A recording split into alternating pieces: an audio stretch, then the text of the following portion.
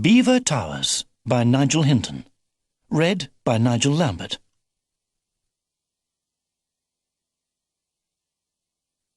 Chapter 1. Maybe none of it would have happened if Philip had listened to his father's warning not to play with the kite on his own. Maybe. But who can tell with magic? "It's big enough to blow you away," his mother said when she saw the kite. Philip laughed. Nobody had ever been blown away on a kite, not even one as huge as this. His uncle had brought it back as a present from China, and it really was the biggest and best you've ever seen. It was shaped like a dragon and was coloured red, yellow and green. Philip wanted to go out and fly it at once, but his father said he had to wait until the weekend. The weekend? That was 4 whole days away. Philip put the kite in the corner of his bedroom. Every time he looked at it, he heard a voice whispering in his head. "Go on," the voice said. "It's your kite. Dad's just a spoil sport. Go on, it'll be good fun. No one will know if you just sneak out for half an hour." For 2 days, Philip managed to say no to the voice, but on the 3rd day, he gave in. He picked up the kite and opened his bedroom door as quietly as possible. He tiptoed down the stairs. His mother was working at her desk in the front room, and he knew that she could see the street from there, so he went out of the side door and along the alleyway at the back of the house. The kite was so big that his arms ached from holding it up so that it didn't touch the ground. It was so big that by the time he reached the top of the hill in the park, he was out of breath. Then, after all that, there wasn't even the slightest breeze. For a quarter of an hour he ran up and down, trying to make the kite fly, but each time it just flapped back to the ground. After one final go, he gave up. He wrapped the string into a ball and bent down to pick up the kite. A little puff of wind blew his hair. He looked up. A small, round, black cloud was racing across the blue sky. It was moving faster than any cloud Philip had ever seen. He felt the kite move in his hand. The long dragon's tail wagged from side to side like a dog's when it sees a friend. The cloud got nearer and nearer the sun. Philip saw its shadow come racing up the hill towards him. It grew darker, and Philip waited for the shadow to pass, but when he looked up, the cloud had stopped directly in front of the sun. Its shadow formed a perfect circle all round him. Then, out of nowhere came the wind, whistling and spinning and howling. Philip closed his eyes. He felt his arms rise up above him as the wind caught the kite and lifted it. For a moment he thought of letting go, but there was a sudden tug, and it was too late. When he opened his eyes, he was already 20 feet above the ground and rising fast, straight up. He watched the top of the hill grow smaller and smaller until it was just a tiny green dot below. It was most peculiar. He wasn't afraid, and he was as comfortable as if he were sitting in an armchair. He looked down and saw the road he lived in. He was so high that the cars and houses looked like toys. Even his house. He wondered if his mother could see him. In fact, she was looking out of the window at that very moment, thinking what a strange big bird there was in the sky. Then she went on with her work. Chapter 2. Soon Philip couldn't see his own town any more, and there were fields below. He saw a river sparkling in the sun. The fields became mountains, with snow on their tops. He could see the little streams that started in the mountains and joined to become big rivers that flowed through the fields. One mountain was so high that Philip's feet touched the shining snow on the top.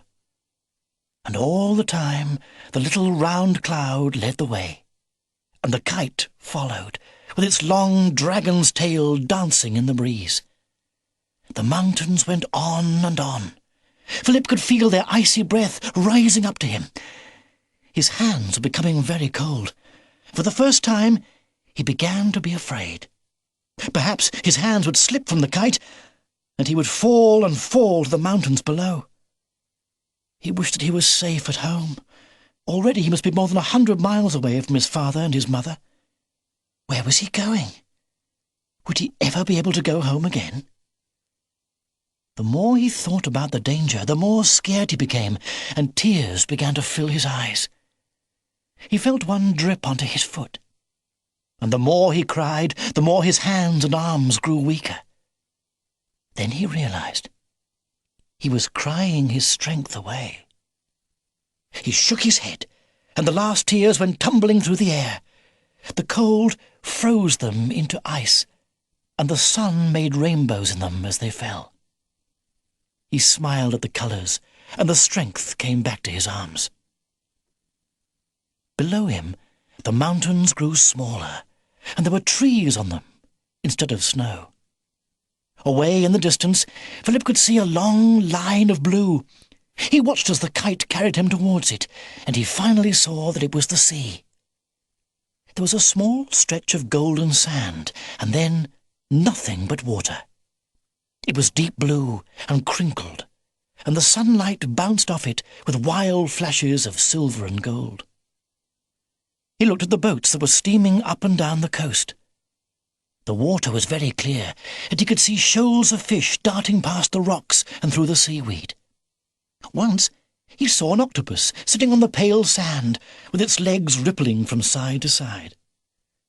Philip was so busy watching all the life in the sea that he almost let go of the kite in shock when he felt something land on his shoulder and tap him on the ear.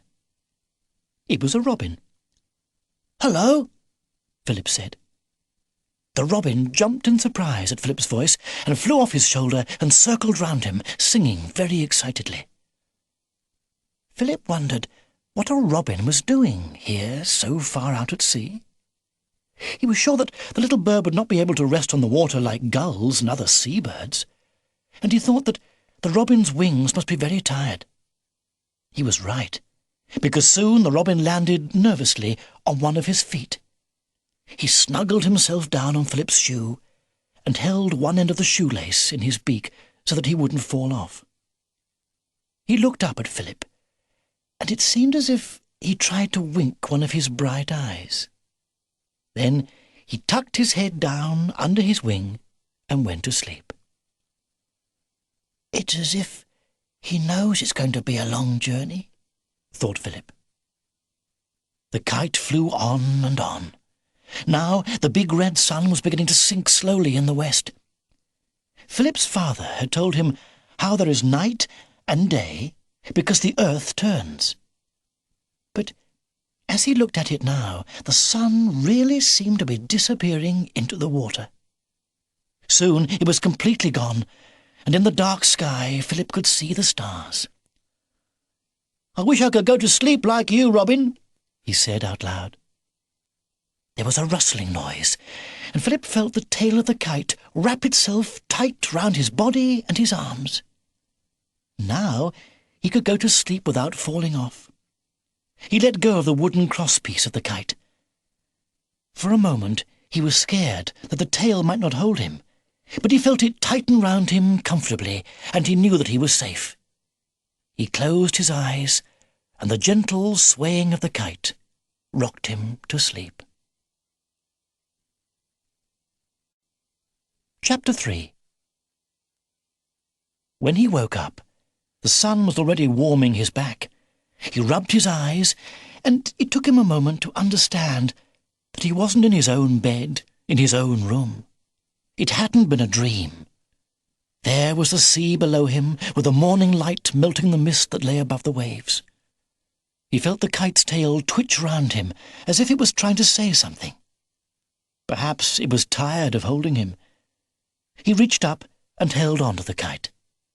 The tail unwrapped itself and fluttered up in its proper position. At once the kite changed direction. There was a movement on his shoe, and Philip looked down to see the robin waking up. The bird shook his head, flapped his wings, and puffed out his lovely red chest. Then he looked at Philip. He still seemed rather scared, so Philip gave him an encouraging smile. With a whir of wings, the robin flew up and perched on Philip's shoulder. Quietly, so as not to scare him, Philip said, "Good morning. I hope you slept well."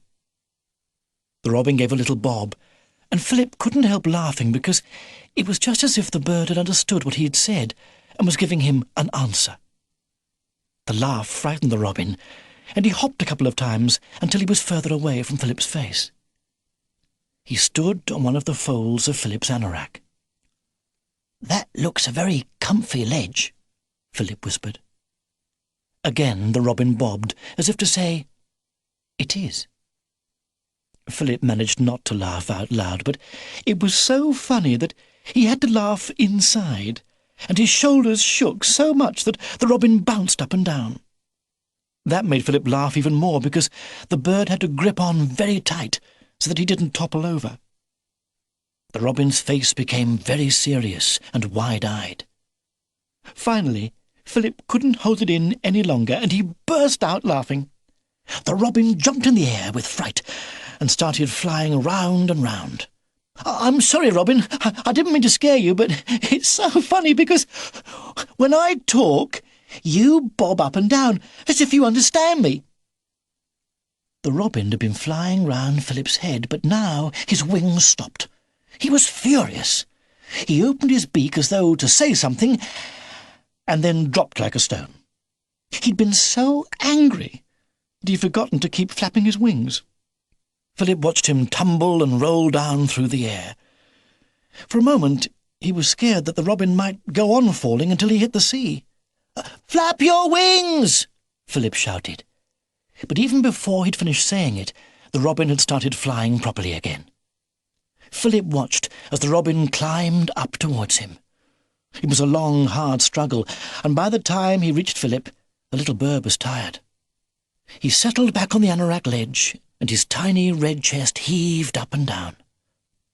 "I'm sorry," said Philip gently. "You can understand what I say, can't you?" The robin bobbed. It's just... I never realised that birds could understand human beings." The robin bobbed violently and shook his head. "They can't?" Philip said. The robin shook his head again. "Just you?" The robin's chest swelled out with pride. The red feathers seemed to get redder, as if the bird was blushing. "You're very clever, then," Philip said. The robin bobbed and put his head shyly under his wing. "Perhaps you can tell me where we're going." The robin turned and pointed with his beak. Ahead of them, Philip could see 2 islands. One was very large and was shaped like the letter N. The other one was a small, round island, just like a circle of bare rock, like an O. The kite dipped its nose and started to cruise down towards the large island. Philip could see a dark green forest and some open fields on one side of the island and some jagged mountains on the other. So, the robin was right. This was the end of the long journey. But think as he might, Philip just couldn't imagine why he'd been carried here so far away from his home. It was magic, all right. But was it good magic, or was it bad magic? Chapter 4.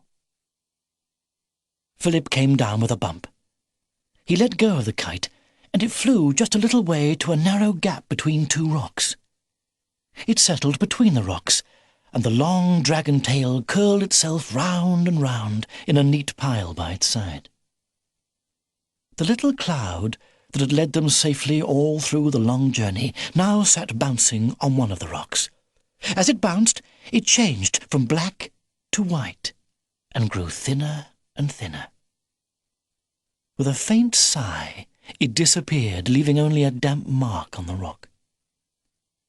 Philip suddenly felt very lonely. The cloud had gone, the kite was very still, as if it was deeply asleep, and the robin was nowhere to be seen. He stood up and looked around. He was in a clearing in the forest. Which way should he go? He didn't want to end up lost. There might be wild animals. He'd come so far across the sea that he might be in a land where lions or tigers lived. On the other hand, he couldn't just stay here. He made up his mind to be brave and started walking towards the trees. Just where the path went into the forest, the robin flew down from the top of a bush and landed on Philip's shoulder. The robin's happy song helped to make the forest seem a little less gloomy. Even so, Philip shivered a little. The crooked branches creaked, and the shiny, wet roots of the trees reminded him of the octopus he'd seen in the sea.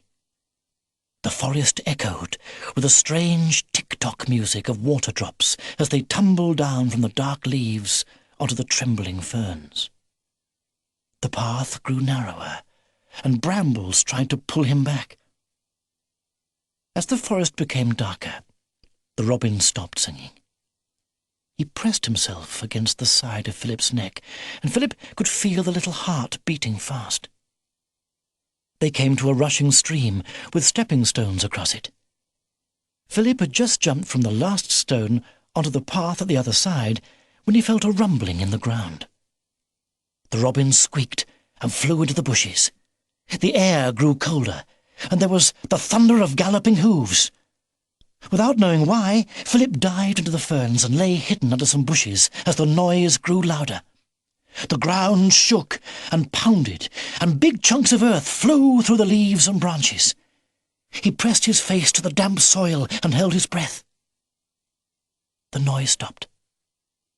Whoever, or whatever it was, had halted on the path next to where he was hiding. There was absolute silence for a moment. Then a growling sound. Philip twisted his head and looked up through the ferns. 2 huge black horses towered above him. The riders were dressed in red robes. They had their backs to him, but he knew from the horrible noises they made that they were not men. They were sniffing the air like dogs and then growling to each other. They turned, and Philip saw green eyes, black, hairy faces, wolf-like snouts, and pointed yellow teeth. They sniffed and started to look down towards him as if they had caught his scent. He heard a flutter of wings, and he saw a blur of red fly past him towards the riders. It was the robin. The bird darted and dived just out of reach of the snapping jaws, then landed on the head of one of the horses. Philip's chest grew tight as the rider raised a hairy claw and brought it crashing down towards the robin. At the last second, the little bird flew off, and the claw hit the horse's neck. The poor beast snorted and reared into the horse in front. The 2 riders tumbled backwards, but managed to hang on to their horses as they charged towards the stream. The horses leapt the water, and Philip stood up to watch as they thundered away down the path, with their riders' red robes flying in the wind. As soon as they were out of sight, Philip ran in the opposite direction. He tripped and stumbled over broken branches on the path, and his feet sometimes slid into the huge hoof-prints the horses had left. He kept running until he could run no further. He sat down on some moss at the side of the path and listened. There was no thunder of hooves, only the drip-dropping of the water from the trees. The robin flew down and landed on Philip's knee. He let Philip reach out and stroke the feathers on the top of his head. "Thank you for saving me. You were very brave," Philip said. The robin whistled and sang and bobbed so hard that Philip had to smile, even though he was still out of breath and rather scared. "We'd better not stay here, Robin. Those horrible things on horses might be back looking for us. Is it far to the end of the forest?" The robin bobbed and shook his head. He jumped onto Philip's shoulder as he got up and started along the path. The trees were becoming less dense, and the light was less gloomy. Streaks of sunlight were shining down through the leaves. Philip was just beginning to feel happy that he could see the end of the forest when he heard a strange noise. It was coming from beyond the trees, somewhere out in the sunshine. He moved closer and listened again. Someone with a most extraordinary voice was singing a song.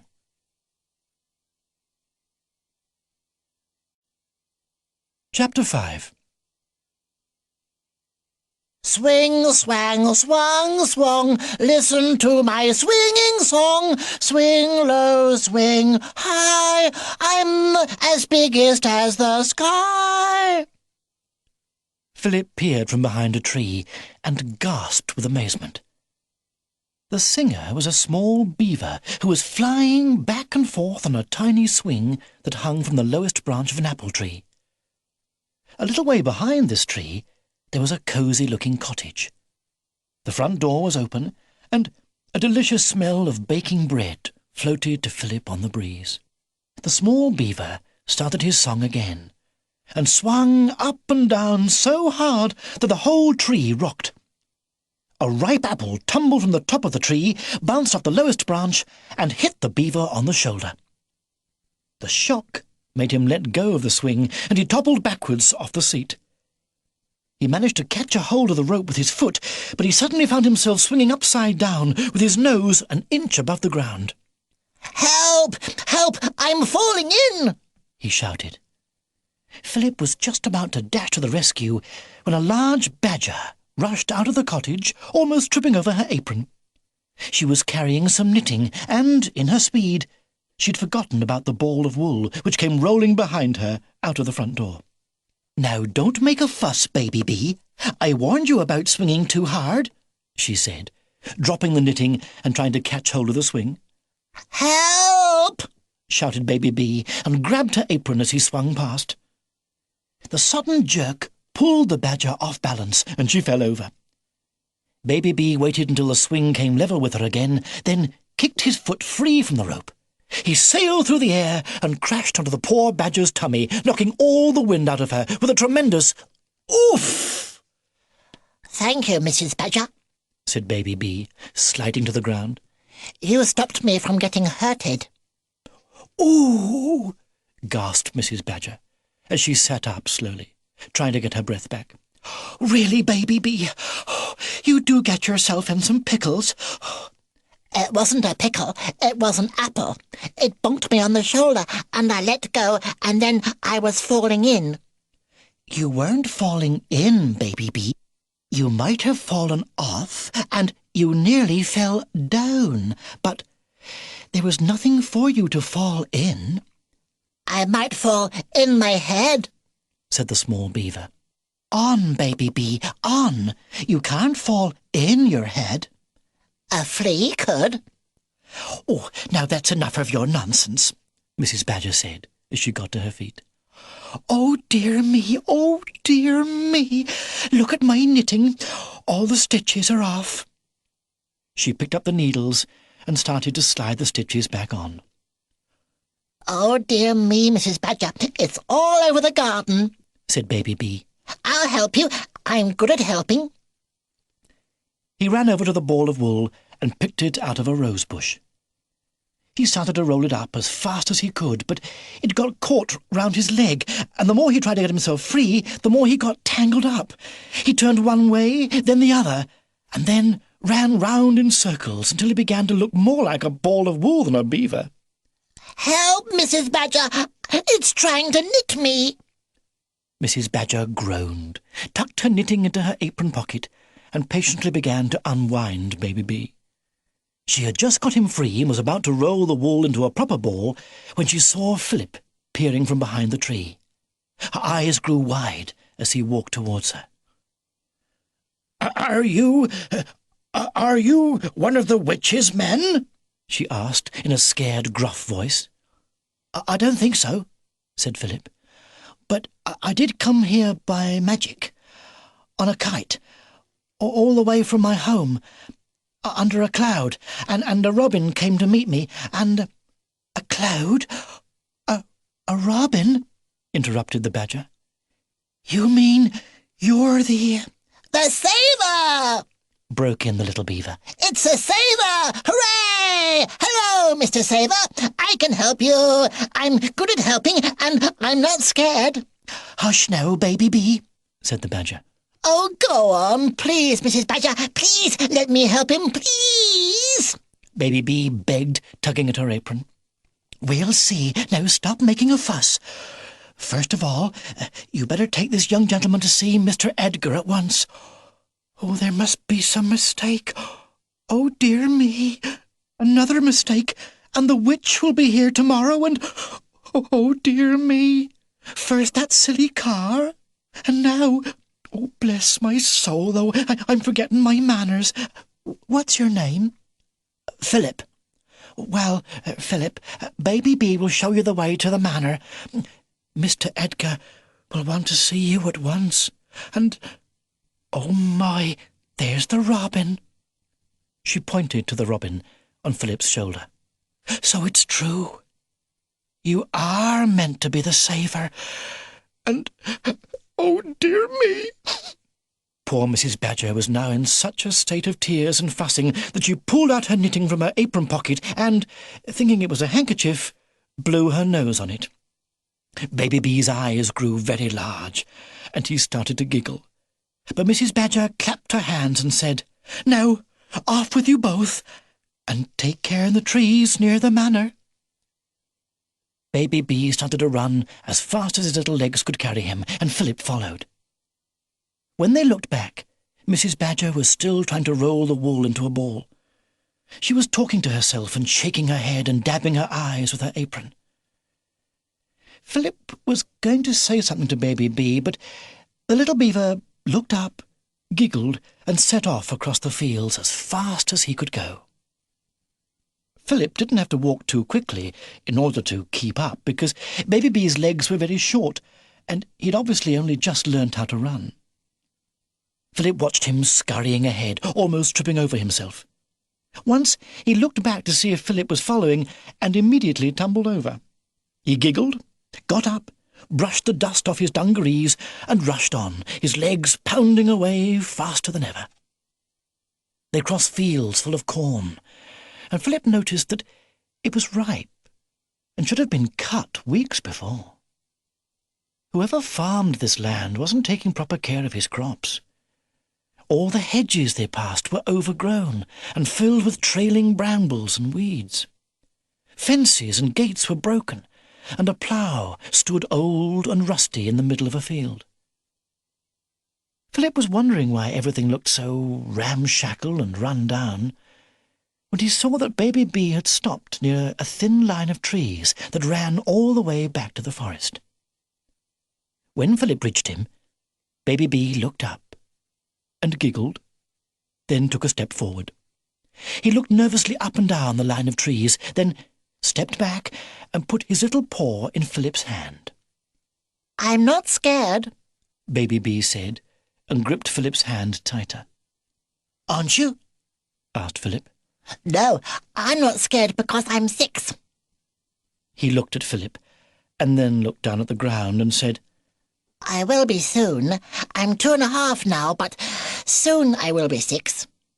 I expect so, though you'll probably have to be 3, 4, and 5 first, said Philip gently, because he could feel Baby Bee trembling.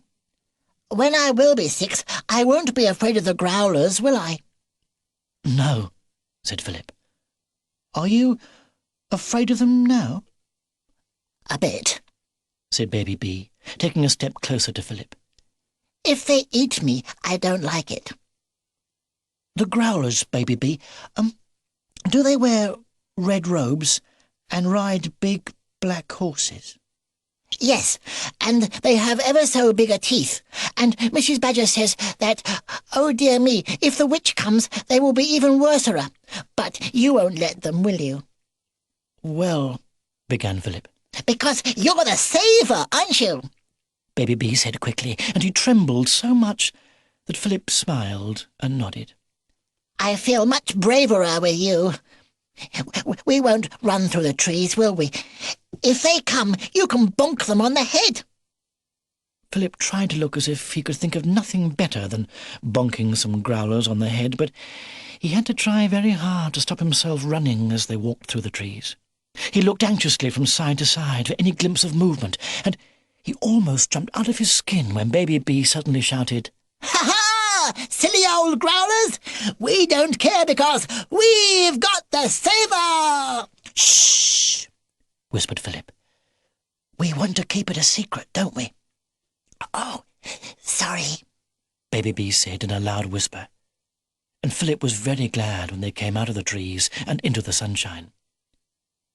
Baby Bee tugged Philip's arm and pointed to a large building standing on a low hill. "So, that's the manor," thought Philip. "I certainly hope Mr Edgar, whoever he is, will be able to solve the mystery.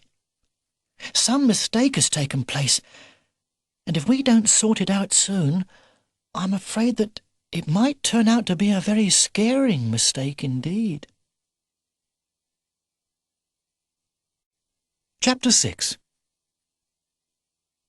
The manor was as tumble-down and uncared for as the fields had been. The front door was hanging off its hinges, there was dust on the floor, and there were cobwebs hanging from the beams. Baby Bee led the way along a corridor and down some twisting stone steps, then along an even darker corridor and down some even twistier steps. At the bottom of these steps was a small room. The floor was covered with an old carpet that had holes in it, and all the furniture in the room was higgledy-piggledy. There was a huge fireplace with a pile of logs burning brightly.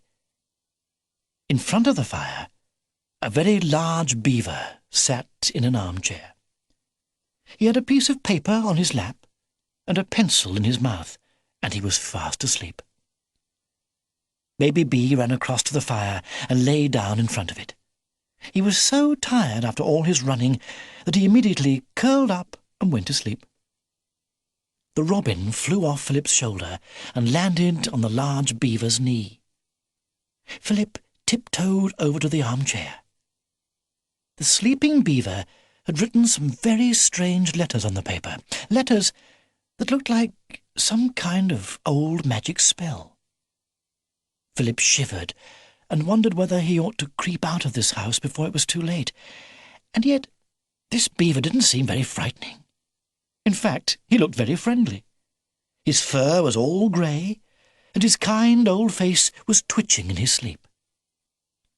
Philip coughed politely and said, "Excuse me." The old beaver woke up with a start and saw the robin perched on his knee. He began, then realised he still had the pencil in his mouth. "Drat the pencil, Sergeant Robin! You're back, my lad. Well, then, was the mission a success? It should have been. I've been sitting here going over the spill time and time again. Come on, lad. Don't just stand there bobbing up and down. Did you bring him back?" The robin bobbed and whistled, then flew onto Philip's shoulder. The beaver turned and peered at Philip. "What? Oh, there you are. Splendid, splendid. Didn't see you there. Come round into the light. Afraid the old eyes aren't what they used to be. What with that and me shaky old pins," he said, tapping his legs, "I can barely walk to the door nowadays. I'm turning into a dreadful old duffer. Edgar's the name, by the way. Now, let's have a look at you. But on the small side, aren't you? Young, too. Bless my soul, what kind of uniform is that you're wearing?" "Excuse me, sir," said Philip. I think there must be a mistake." "Mistake? Fighter pilot chappie. That's what I asked for. Made it clear to the cloud when I cast a spell. Pilot chappie and his kite. That'll be the ticket to save us, I said." "Kite?" said Philip. "That's right. Kite. Airplane. Pilot chappie couldn't save us without a plane to fly, could he?" "Oh, dear," said Philip. "Don't tell me it went wrong like last time. Asked for a tank? What did I get? A dratted old banger of a car that doesn't work. Oh, did you see it outside?" Philip shook his head. "Useless scrap metal. And now, instead of a full-grown pilot, I get a useless whipper-snapper of a lad like you." Philip was quite angry at being called useless, and he couldn't stop himself saying, "There's no need to be rude. I didn't want to come here. I was snatched away by your cloud." "What's that? What's that?" said the old beaver. "Raise the fire in your belly, have I? Like to see a lad with a bit of spirit? My mistake. Good point. Mind you, I would have got the spell right if I'd had me magic books, but they're all up in my library at Beaver Towers. They're my fault entirely. Anyway, lad, make your report." Philip told him everything, from the moment the cloud came and the wind blew him away from the park, right up to his arrival at the manor. Mr. Edgar nodded and tutted and shook his head all the way through the story. "Well, well," said Mr. Edgar. "Quite an adventure, eh? Brave lad, too, going through all that and still keeping a sensible head on his shoulders. Well done. Can see the confusion about the kite as well. My fault. Should have made the spell plainer. Oh, well, no use kicking myself now."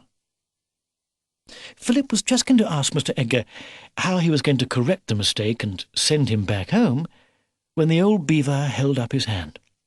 "Itching to ask questions, eh, lad? Hold your horses. Bad news always slips down better with a cup of steaming tea. Make yourself comfortable, and I'll see about some rations." Philip sat by the crackling logs and looked at baby Bee sleeping peacefully. Mr. Edgar busied himself boiling a kettle on the fire and buttering some scones. Philip was hungry and thirsty, but he couldn't help wondering about the bad news that Mr. Edgar had mentioned. Things were bad enough as it was. How could they possibly get worse? Chapter 7. "Well, brace yourself, my lad," said Mr. Edgar, as they sipped their tea and ate some scones. "I expect you saw the fields outside. Terrible state, eh? The whole island is going to wreck and ruin. The fields, the house. It didn't used to be like this. Oh, no. I used to live in Beaver Towers. Beautiful castle in the mountains on the other side of the island. You've heard of the eager beavers and the busy beavers, of course?" Philip nodded. "Well, the two families joined, must be 500 years ago, and built Beaver Towers. You can see our crest above the main entrance. Always eager, always busy. We were the eagerest, busiest, and happiest beavers you could find. Then, one dark winter's day, 3 years ago, we were betrayed. A weasel, who was a guest in the castle, crept into the library and stole one of our books of ancient magic. We beavers are good at magic, and my family had the best collection of magic books in the world. Anyway, the sly thief went back to his room and started dabbling with some spells. Very tricky thing, magic. If you don't know what you're doing with it, things can go terribly wrong. Well, the long and the short of it was that the weasel accidentally magicked up a very nasty and evil piece of work.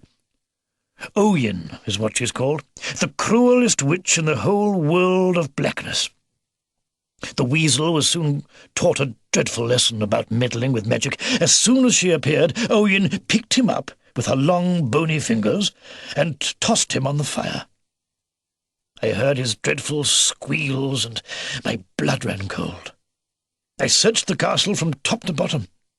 Of course, by the time I got to the weasel's room, he had been roasted to a pile of ashes, and Oyin had flown out of the window into the depths of the forest.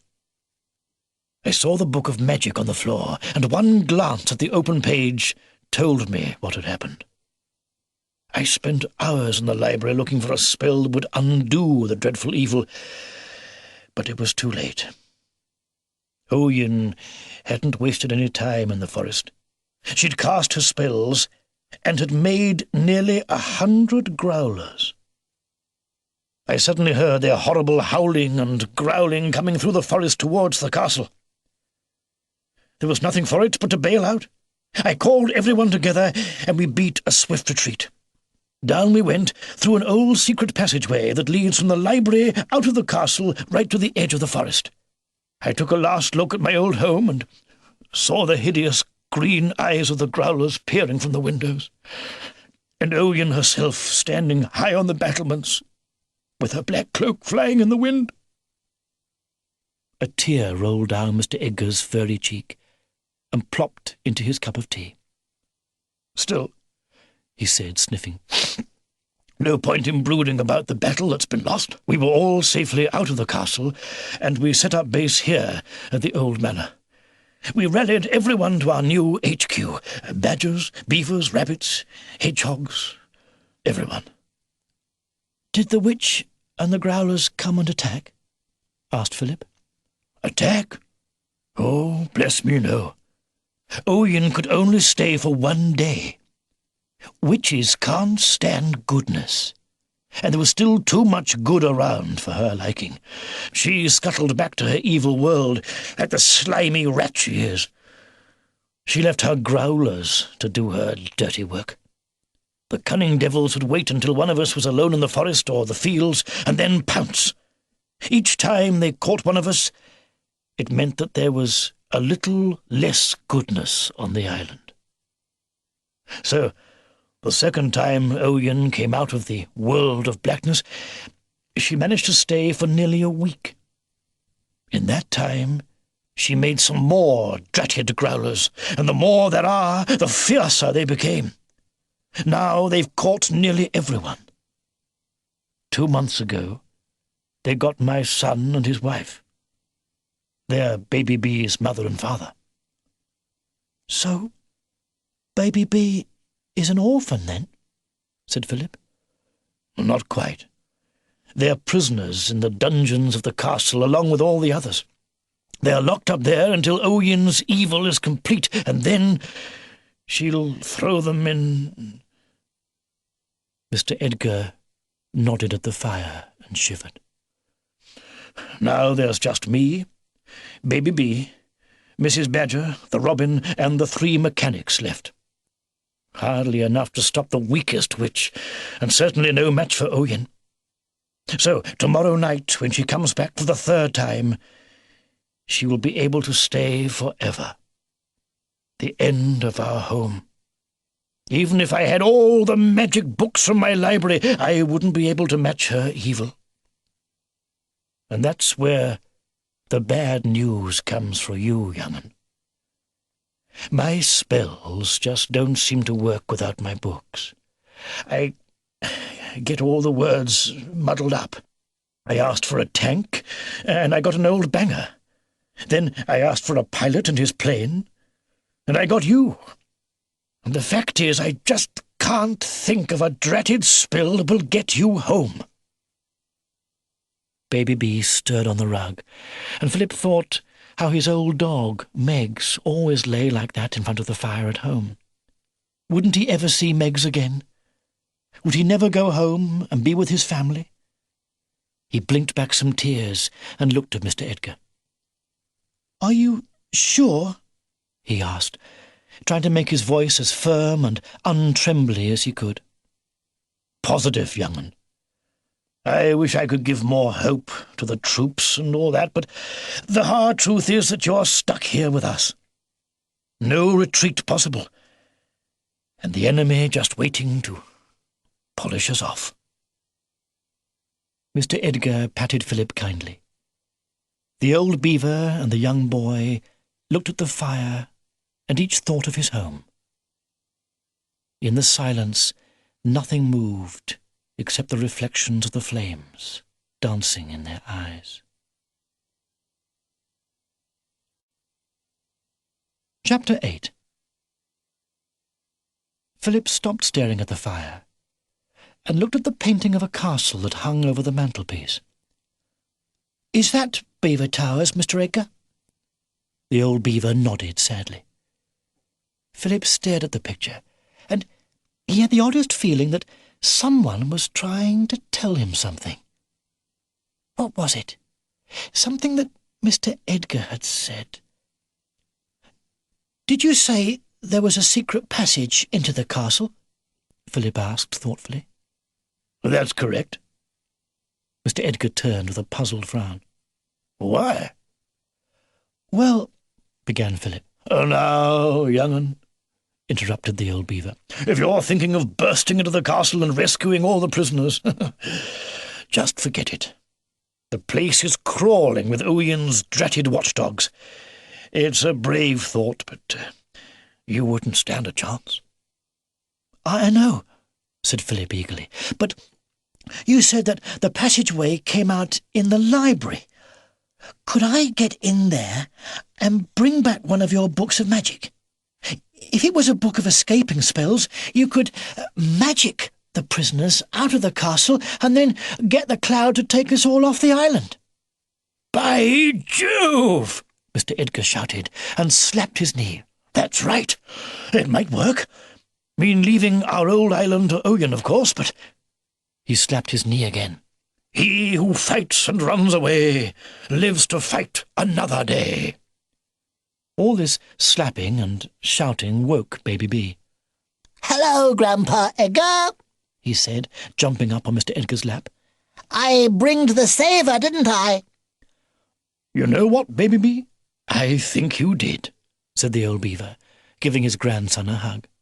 "And I wasn't a bit scared of the Growlers when we came through the trees," added Baby B proudly. "That's a good lad. You're a chip off the old block. Mind you, it's going to have to be bravery all round from now on. There's a special and highly dangerous mission taking place tonight." "Tonight?" said Philip. "So soon?" His heart had just started bumping in a most alarming way. "Tomorrow'll be too late. Oyin is due for the 3rd time tomorrow night. It's now or never." He laid a gentle paw on Philip's knee. "Frightened, young 'un?" Philip tried to speak, but his throat had gone all dry. He just nodded instead. "Course you are. I would be if I was in your shoes. Do you want to back out?" Philip looked in Mr. Edgar's kindly old eyes and shook his head. "That's the spirit, young 'un. Knew you had it in you the minute I clapped eyes on you." Baby B bounced up and down on Mr. Edgar's lap and squeaked. "Hooray!" Then he stopped and asked, "What's he going to do?"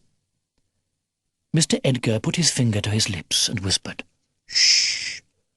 Walls have ears, you know. He's going into Beaver Towers to get one of my books of magic." "Can I go too?" "Not right into the castle, no. That's a one-man mission. Now, don't sulk," he said, patting his grandson's head. "You've got your own important job. You must lead him through the forest and show him where the secret tunnel begins. That's a dangerous enough job for a young beaver like you. Remember, it'll be night, and the forest will be full of growlers." "Will I have to come back all by myself?" Baby B said, shivering at the thought. That's where our brave little Robin comes in. No, Sergeant Robin, I haven't forgotten you," Mr. Edgar said to the bird, who flew onto the mantelpiece. "You did very well in the forest when you rescued our young friend from the Growlers. Splendid piece of quick thinking. Have to put you up for promotion. Now, I want you to go with Baby B and do the same thing for him." The robin bobbed and flew down onto Baby B's shoulder to show that he knew what he had to do. "Good," said Mr. Edgar. Then he turned to Philip. "Yours is the most dangerous job. The book you want is a big purple one, and it should be on the shelves next to the secret door." Mr. Edgar stood up stiffly. "Well, end of briefing. Any questions?" They all shook their heads. In that case, drat me, wish I could go with you, but an old duffer like me would be more trouble than he's worth. But I'll get the mechanics to drive me over to Mrs. Badger's in that dratted car first thing in the morning. Until then, take care and good luck." Mr. Edgar saluted smartly, and Philip and Baby Bee stood up and saluted back. The robin flew onto Philip's head and tried to salute too, but his claw got caught up in his wing, and he fell over. Philip smiled, but he was too nervous to laugh. His mind was full of the night, the forest, and the Growlers. Chapter 9. "It's the silliest thing I've ever heard," said Mrs. Badger crossly. "I just don't know what Mr. Edgar can be thinking of, sending you all off into the night like this." "It's our only chance, Mrs. Badger," said Baby Bee. "The dratted witch comes to Baby Bee," Mrs. Badger gasped. "Where did you learn that word?" "Grandpa Edgar says it all the time. Drat the dratted witch, he says." "Well, that's no excuse for you to use it. I've never heard such a thing. Now, upstairs and wash at once, while I make you something to eat. You too, Philip." "But we'll get millions dirty again in the forest," said Baby Bee. "That's not the point. I'm not having you going off looking like a couple of tramps. No more arguing, at once." Philip and Baby Bee went upstairs to the bathroom. Philip washed his hands and face. Then Baby Bee stood on a chair in front of the basin and splashed and hummed and spilled water everywhere. He got some soap on his nose, and he started sneezing, so he put his head in the bowl and made some more splashings. Philip sat quietly on the edge of the bath. He had a funny feeling in his tummy, and his heart was pitter-pattering very fast. He wished he could hum as happily as Baby Bee. "Mrs. Badger wasn't really angry," said Baby Bee, shaking his head and sending even more water flying from his fur. "It was only pretend angry to make you do smelly things like wash or go to bed." "Oh, it's not that," Philip started to say, but Baby Bee went rattling on. "That's why badgers are good at looking after you, because they keep badgering you until you do things." He pulled the plug out, but there was hardly any water left in the basin. It was all over the floor. "Oh, drat! Look at all the puggles," he said, and jumped from the chair into the largest pool, so that water splashed everywhere. Philip rubbed Baby Bee's face and hands with a towel, and then gave him a piggyback down the steep stairs to the kitchen. All through the meal, Baby Bee tried saying Philip's name, but he kept getting it wrong. He tried Pilly, Lippy, even Philoripip, but most often it came out as Flippip. Philip said that Baby Bee could call him Flippip because it was easiest, and anyway, it was a good name. Baby Bee's chatter took Philip's mind off his worries. Even so, the flutters in his tummy made it hard to eat much, no matter how many times Mrs. Badger came to the table and said, "Now eat it all up, both of you." They helped wash up, and Baby Bee broke a cup while he was showing Philip how good he was at catching. Mrs. Badger was still grumbling about the cup when they all sat down in the parlour to wait for the night to come. Soon, though, her grumbling and Baby Bee's humming stopped. The fire crackled, Mrs. Badger's rocking chair creaked, and the clock tick-tocked steadily.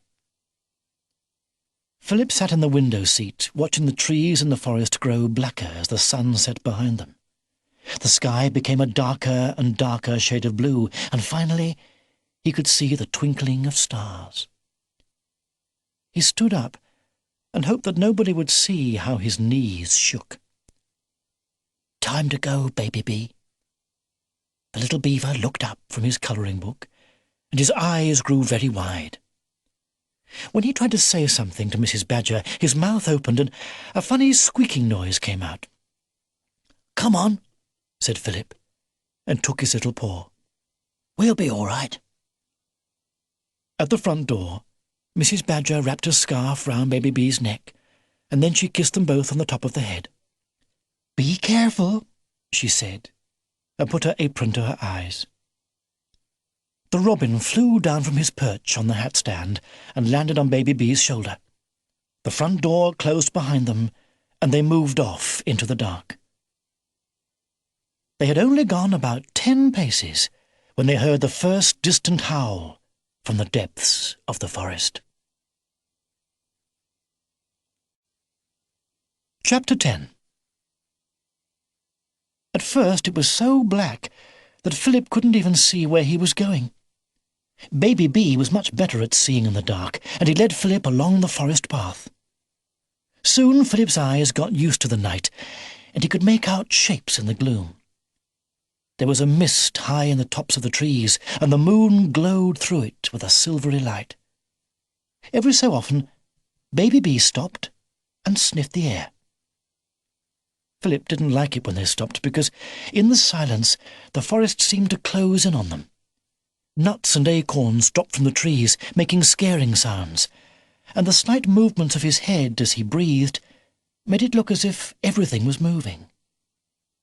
They crossed the stream where Philip had seen the Growlers in the morning. He was just thinking how long ago it seemed since he'd landed on the island, when Baby Bee stopped suddenly. He sniffed, and then whispered to Philip, "Growlers coming! Into the bushes, quick!" They left the path and pushed their way through the bushes. The rustling of leaves and the crackling of branches made such a very loud noise that Philip was sure the Growlers would hear. Baby Bee sniffed again and said, "Down!" They lay on the ground. There was a long wait. Philip's ears strained to hear the Growlers, but all he heard was the sound of his own heart beating. How did the little beaver know they were coming? Could he smell them so far away? Philip knew that animals had a better sense of smell than humans. He'd often seen Megs following a scent along the ground, but Baby Bee was very young, so perhaps he'd made a mistake. Philip waited and waited, and then decided that it must have been a false alarm. He stood up as quietly as he could and looked over the bush they'd been lying behind. There was a branch in the way, so he gently pulled it aside. It made only the softest rustle, but 2 dark shapes on the path immediately turned. Philip's skin went cold and prickly as 2 pairs of green eyes looked at him. He froze in fear. There was a growling noise, and the green eyes grew larger. The Growlers were opening them wide in order to see better.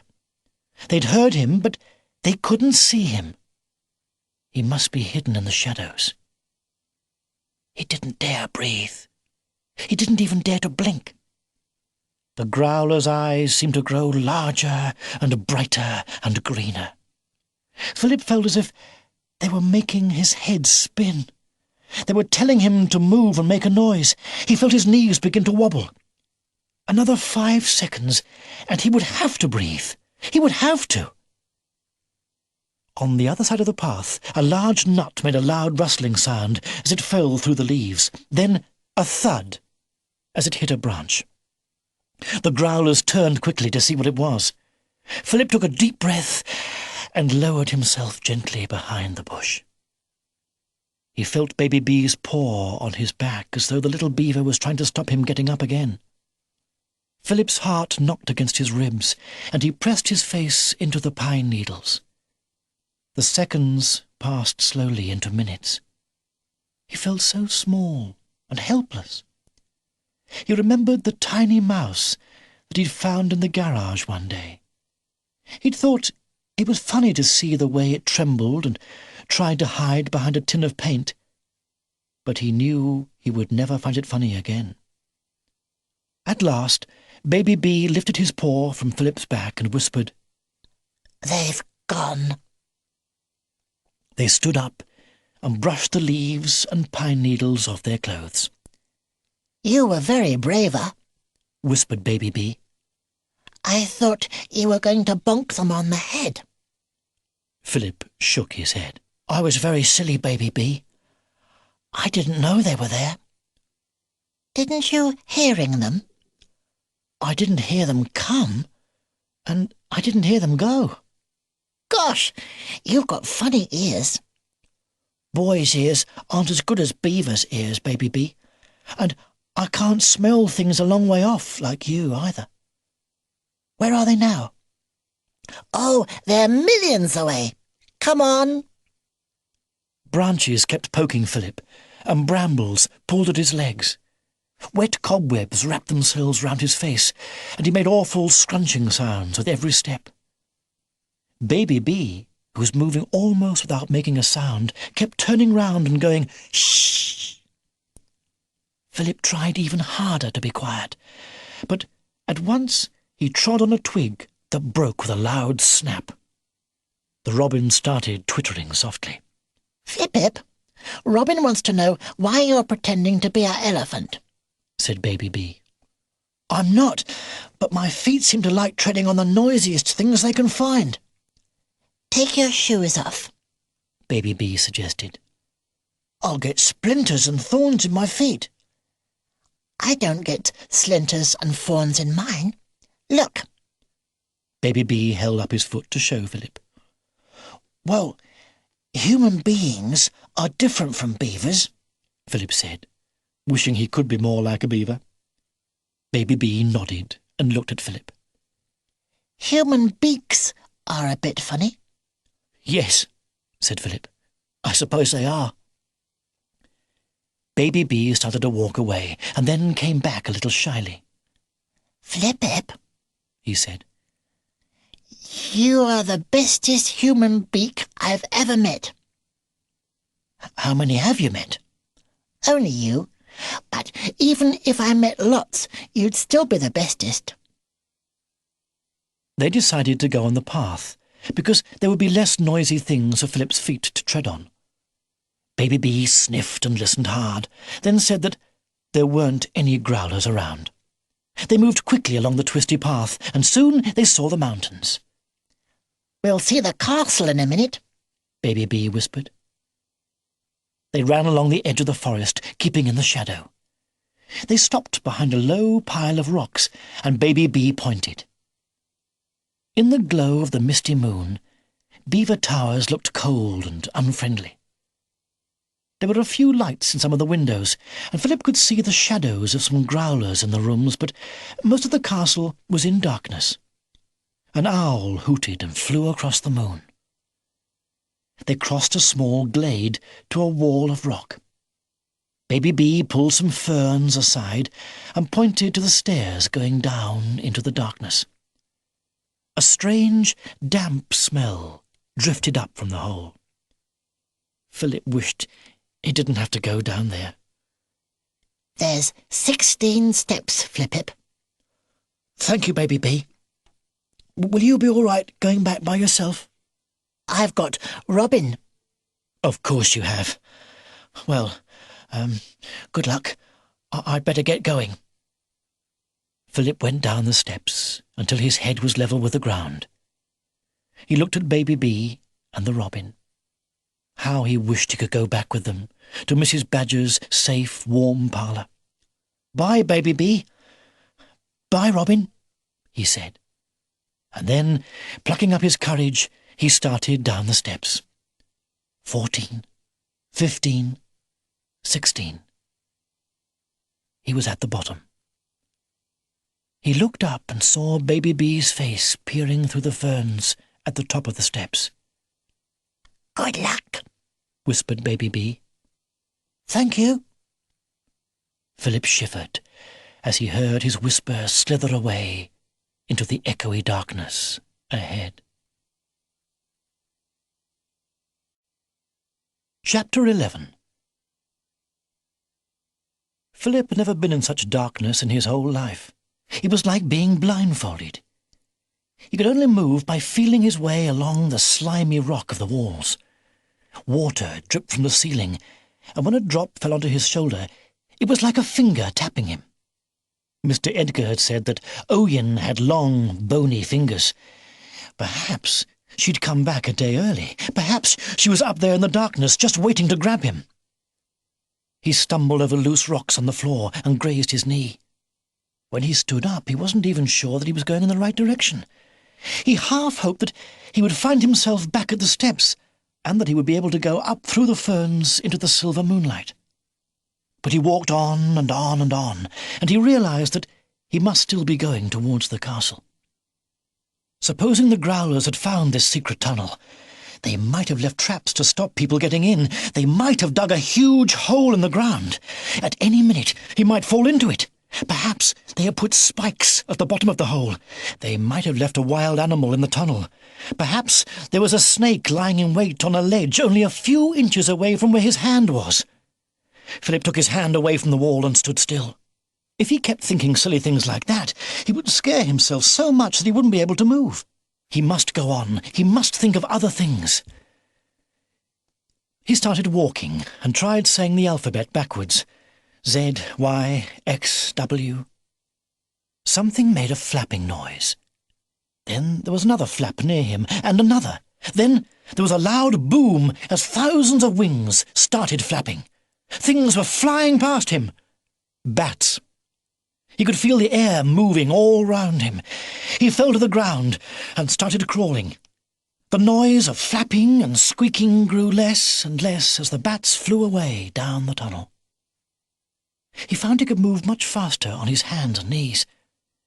The floor began to slope upwards. He must be getting near the castle now. Then he came to the steps. He stood up and started to climb. Up and round he went. He was getting puffed, so he sat down for a rest. Somewhere below him, he heard a footstep on the stairs. He listened hard. Nothing. He got to his feet, went up 2 steps and stopped. He heard the footsteps climb 2 stairs and stop. Someone was following him up the stairs. Philip stood where he was and stamped his feet as if he was going upstairs. When he stopped, he heard some footsteps just round the corner. There was a flutter of wings. The bats. Then something landed on his shoulder and gave him a friendly peck on the ear. It was the robin. Philip felt warm feathers against his neck. "Is that you, Baby Bee?" he called down the stairs. "No," said Baby Bee's voice. "Who is it, then?" "No one. It's not me, Flippip. Only it will be me if you aren't angry." It was so good to hear a friendly voice in the dark that Philip couldn't be angry, even though Baby Bee shouldn't have come. "I'm not angry," he said, and sat down on the stairs. He heard Baby Bee climb the steps up to him, and then felt the little beaver jump onto his lap and give him a hug round the neck. Philip hugged him back. "I expect I was a bit scared in the dark," whispered Baby Bee in Philip's ear. "I expect I was too," said Philip. "Can I come with you into the castle, Flippip?" "Well, since you're here already—" "It's bestest when there's 3 of us, isn't it? Me and Robin and you?" "Yes," said Philip. "It is." They climbed the rest of the stairs together, and in the darkness they bumped into the wall at the top. Philip knew that this must be the secret door into the library. He took a deep breath and pushed. Slowly the wall creaked and began to swing open. Chapter 12. Philip peeped through the gap. There was a flickering light from the flaming torch on the wall. He listened. Not a sound. He pushed some more, and the gap grew bigger. They were in luck. The room was empty. Philip tiptoed into the library, and Baby Bee followed. The wall they had pushed open looked like all the others, full of books. Philip took the torch and held it up to the books in order to see better. "I think this is right, Baby Bee. Mr Edgar said it was on the shelves next to the secret passageway. Now, let's see. A purple book. Green books, blue books, red books, black books. But no purple ones. Ah! Yes, here. Oh dear, there are two. Mr Edgar only mentioned one. Which one do you think it could be, Baby Bee? Baby Bee? Philip looked down. Baby Bee wasn't there. He turned round and saw, to his horror, that the little beaver was standing in the open doorway. "Baby Bee, what are you doing? Close the door! The Growlers might see you!" "I'm going to find my mummy and daddy," said Baby Bee, and he ran out into the corridor with the robin flying after him. "No, Baby Bee, come back!" But it was too late. Baby Bee was already scampering away. Philip dashed to the door. The little beaver was out of sight. Philip ran along the corridor and saw some stairs leading downwards. He could hear Baby Bee's footsteps, and he called as loudly as he dared, but the footsteps didn't stop. Philip tore down the stairs 2 at a time. At the bottom there was another corridor. It was empty. Philip decided to turn left, but he'd only gone a couple of steps when he heard Baby Bee's voice coming from the other direction. "Mummy, where are you?" Baby Bee was shouting so loud that he would wake up every growler in the castle. Philip ran in the direction of the noise. He turned a corner into a brightly lit corridor. There were suits of armour all the way down one wall. At the far end, Baby Bee was standing, shouting at the top of his lungs. "Baby Bee!" Philip called, and the little beaver turned to face him. Philip put his finger to his lips and then beckoned. Baby Bee shook his head and moved away. He stopped with his back to a large door and shook his head again. "I want my mummy!" Philip saw a knob turn and the door begin to open behind Baby Bee. Evil green eyes shone from the doorway. "Look out!" Philip shouted, but a black claw swept down and grabbed the young beaver by the ears. Baby Bee screamed as the growler swung him up into the air. The robin flew towards the growler and tried to peck it. The growler opened its horrible mouth and howled as the little bird's beak nipped its nose. The savage yellow teeth snapped and caught one of the robin's tail feathers. The robin flew into a suit of armour, then dived for another attack. This time the growler was ready. It waited until the last minute, then raised its arm and swiped the bird with its claw. The robin crashed against the wall and fell to the ground in a shower of feathers. There was a moment of silence. Then Baby Bee began to cry. Philip raised his torch over his head and charged along the corridor. The growler took one look at the flames of the torch and darted back into the room. The door banged shut, and Philip heard a key rattle in the lock. He tried the doorknob, but it wouldn't move. He banged the torch on the door and heaved with all his might, but the wood was so thick that he knew he would never be able to break it down. He heard Baby Bee's voice calling faintly, and he put his ear to the door. "Run, Flip-Ip, run!" the little beaver was shouting. Then there was a scream and a thud, and the voice stopped. Howls echoed round the castle, and footsteps were growing louder. Philip saw a group of growlers come running down a staircase on the right. He bent down and picked up the still robin. The bird's feathers were crumpled. One of his wings stuck out, and his chest was stained with a deeper red than usual. The growlers were nearly there, but Philip gently put the robin in his pocket. The leading growler raised its claws, ready to pounce. Philip ducked and darted back along the corridor. He pulled quickly at each suit of armour as he passed, and they all fell with loud clangs behind him. He turned the corner and saw the growlers tripping and falling over each other as they tried to jump the crashing armour. He ran along the corridor, up the stairs, then along the hall to the library. He slammed the door shut and pushed a chair against it. Then he dashed to the bookshelves and reached for the purple books. There was a terrible growling and banging on the door. One of the books fell out of his hand. The chair began to slide forward as the growlers pushed the door. There was no time to pick up the other book, so he dived into the secret passageway. He pushed the wall, and it closed. A second later, he heard the chair go flying as the Growlers burst through the door into the library.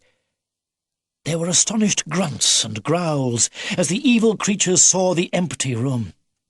Then there was a crash of books and furniture as they began to tear the room apart looking for him. He held the torch up high and dashed down the steps. He ran and ran. Down the steps and along the endless wet tunnel he went. He barely noticed the bats that flew in terror from the light of his torch. He was not aware of his tired legs. All he could think of was Baby B's scared little voice shouting, "Run, Flip-Ip, run!" He felt the fresh air hit him as he burst through the ferns at the end of the tunnel, but he didn't stop. The branches and brambles of the forest tried to slow him down, but he smashed at them with his torch and pushed his legs harder and faster. When he burst into Mrs. Badger's parlour, he saw her get up. He saw her begin to open her mouth.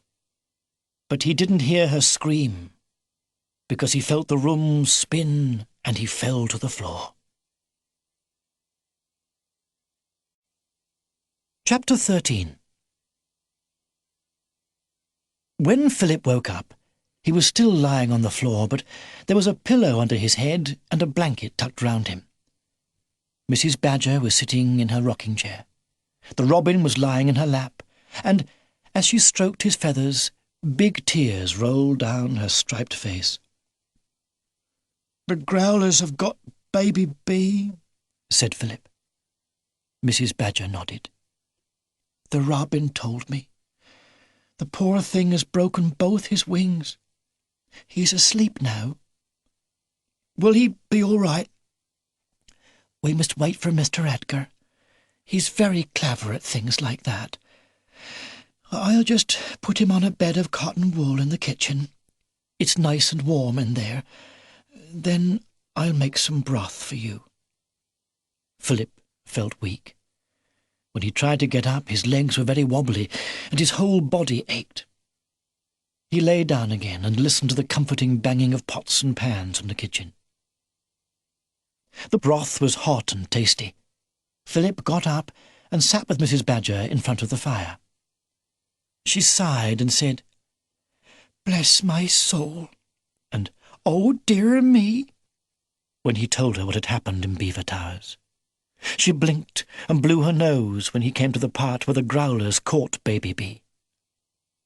At the end of the story, she sat silently staring at the fire. "What about the word?"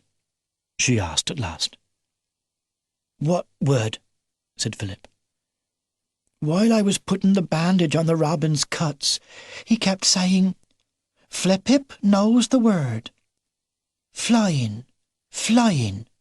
Flip-Ip knows the word.'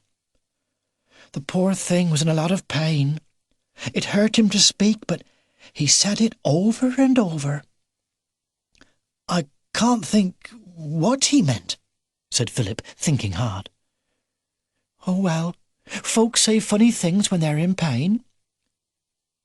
Mrs. Badger got up and looked out of the window. "It's nearly morning. Mr. Edgar should be here soon. Oh, bless me, but I hope he can do something to help us all." Philip sat wondering about what the robin had said. What word did he mean? Something to do with flying. Bird, wing, kite, feather? The sun was just beginning to peer through the dawn mist when Philip heard a noise coming towards the house. It was a clattery, clanking, clinking sort of sound, mixed with some grunts and shouts of "Heave-ho!" Philip got up and looked out of the front door and saw a very old, open car bumping slowly across the fields. Mr. Edgar was sitting in it and holding the steering wheel, but he wasn't really driving it. Philip could just see 3 pairs of legs pushing very hard from behind. The car squeaked and rattled up to the house, then stopped. 3 hedgehogs in oily overalls rushed round from the back, and 2 of them saluted, while the third pulled the door handle of the car. The handle came off in his hand, and Mr Edgar had to climb over the door to get out. "Morning, young un," Mr Edgar said, taking off a huge pair of goggles. "What do you think of me dratted car? Well done, mechanics," he said, saluting the 3 hedgehogs. "Fall out and take a rest." The hedgehogs took out dusters and started polishing the car furiously. "They love the dratted thing," Mr Edgar said, taking Philip's arm. "I can't get them to stop working on it. Polish, polish all day long. It'd be quicker to walk, even for an old duffer like me, but they'd be so upset. Anyway, enough of that. Did you get the book?" "I don't know whether it's the right one. There were 2, you see. But, oh, Mr Edgar, something terrible has happened. The Growlers have got Baby B, and they hurt the robin, and his wings are broken, and Baby B is a prisoner, and Mrs Badger said that you might be able to help the robin, but he's terribly ill, and he thinks I know a word, but I don't know what it is, and—" "Hold your horses, lad," said Mr Edgar, looking very anxious. "Tell me slowly, one thing at a time." Philip told him the whole story, and Mr Edgar's old face grew more and more worried. "That foolish little beaver," he said, when Philip had finished. "Always was headstrong. That's why I told him he couldn't go into the castle. I just hope— Oh, well, first things first. I'll see what I can do for our injured robin, and then have a look at the book. I just hope for all our sakes it's the right one. You stay out here. You look as if you need some fresh air. Besides, I expect Mrs Badger's in a bit of a state. I'll have a quiet word with her to cheer her up. Must keep her looking on the bright side, eh?" Mr Edgar stepped inside the house and winked at Philip as he said out loud, "It's me, Mrs Badger. Now, don't you worry. Everything will be all right." Philip stood and listened to him, chatting away to Mrs Badger as though there was nothing to worry about. If only that was true, thought Philip.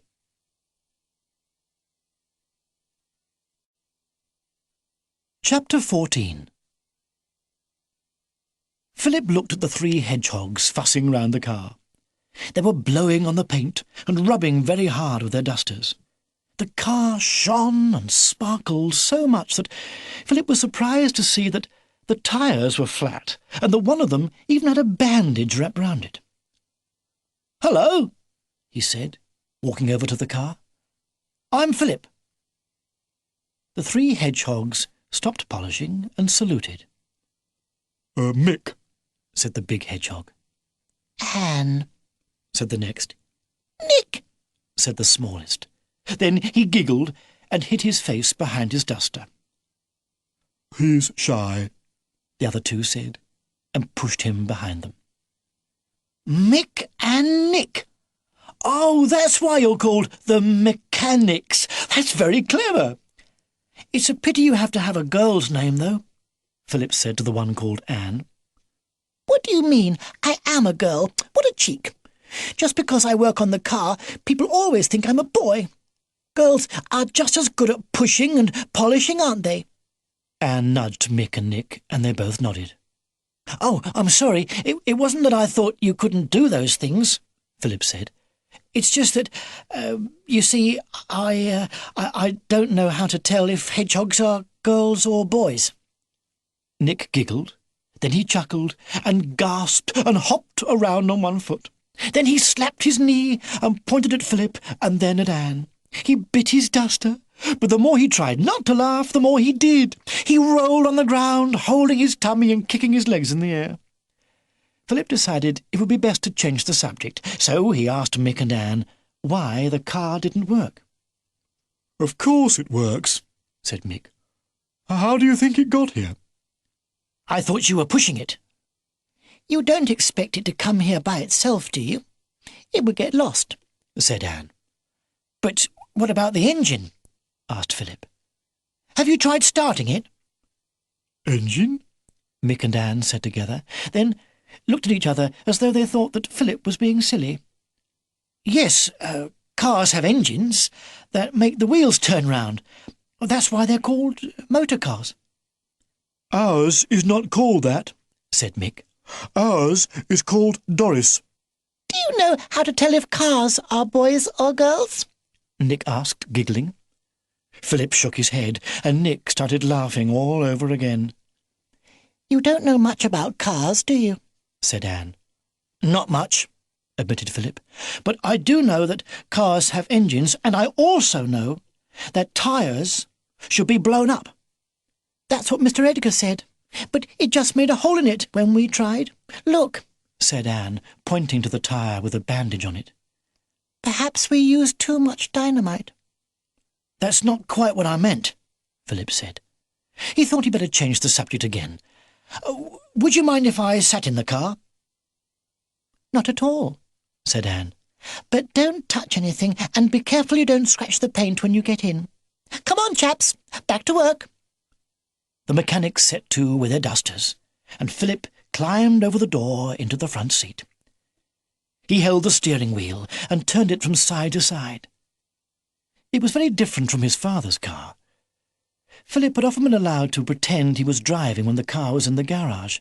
His father had even shown him how to start the car by turning a key. He looked down and saw a key. Should he try? It was a very old car, but perhaps it still worked. He turned the key, and a little red light came on, just as it did on their car at home. But when he tried to turn it some more, it wouldn't move. Then he saw a button just above the key. Something was written on it, but it was very faded. He bent down and peered at it. There was an S at the beginning, then 2 letters that he couldn't read, then R-T. "It must be start," he said out loud. Pardon? Said Anne, peering over the door. "Oh, nothing," Philip said, putting his hands on the steering wheel. Anne bent down and started polishing again. Philip looked at the button. It was very tempting to try. He leaned forward and put his finger on it. Then he closed his eyes and pushed. There was a whir and a clatter, then a very loud bang. A huge puff of smoke shot out of the back of the car. The mechanics jumped into the air, dropped their dusters, and bolted away. Philip saw them dive into a ditch just as the car started to rattle and shake. It was working! It was jolting and coughing and rocking and wiggling, but it was working.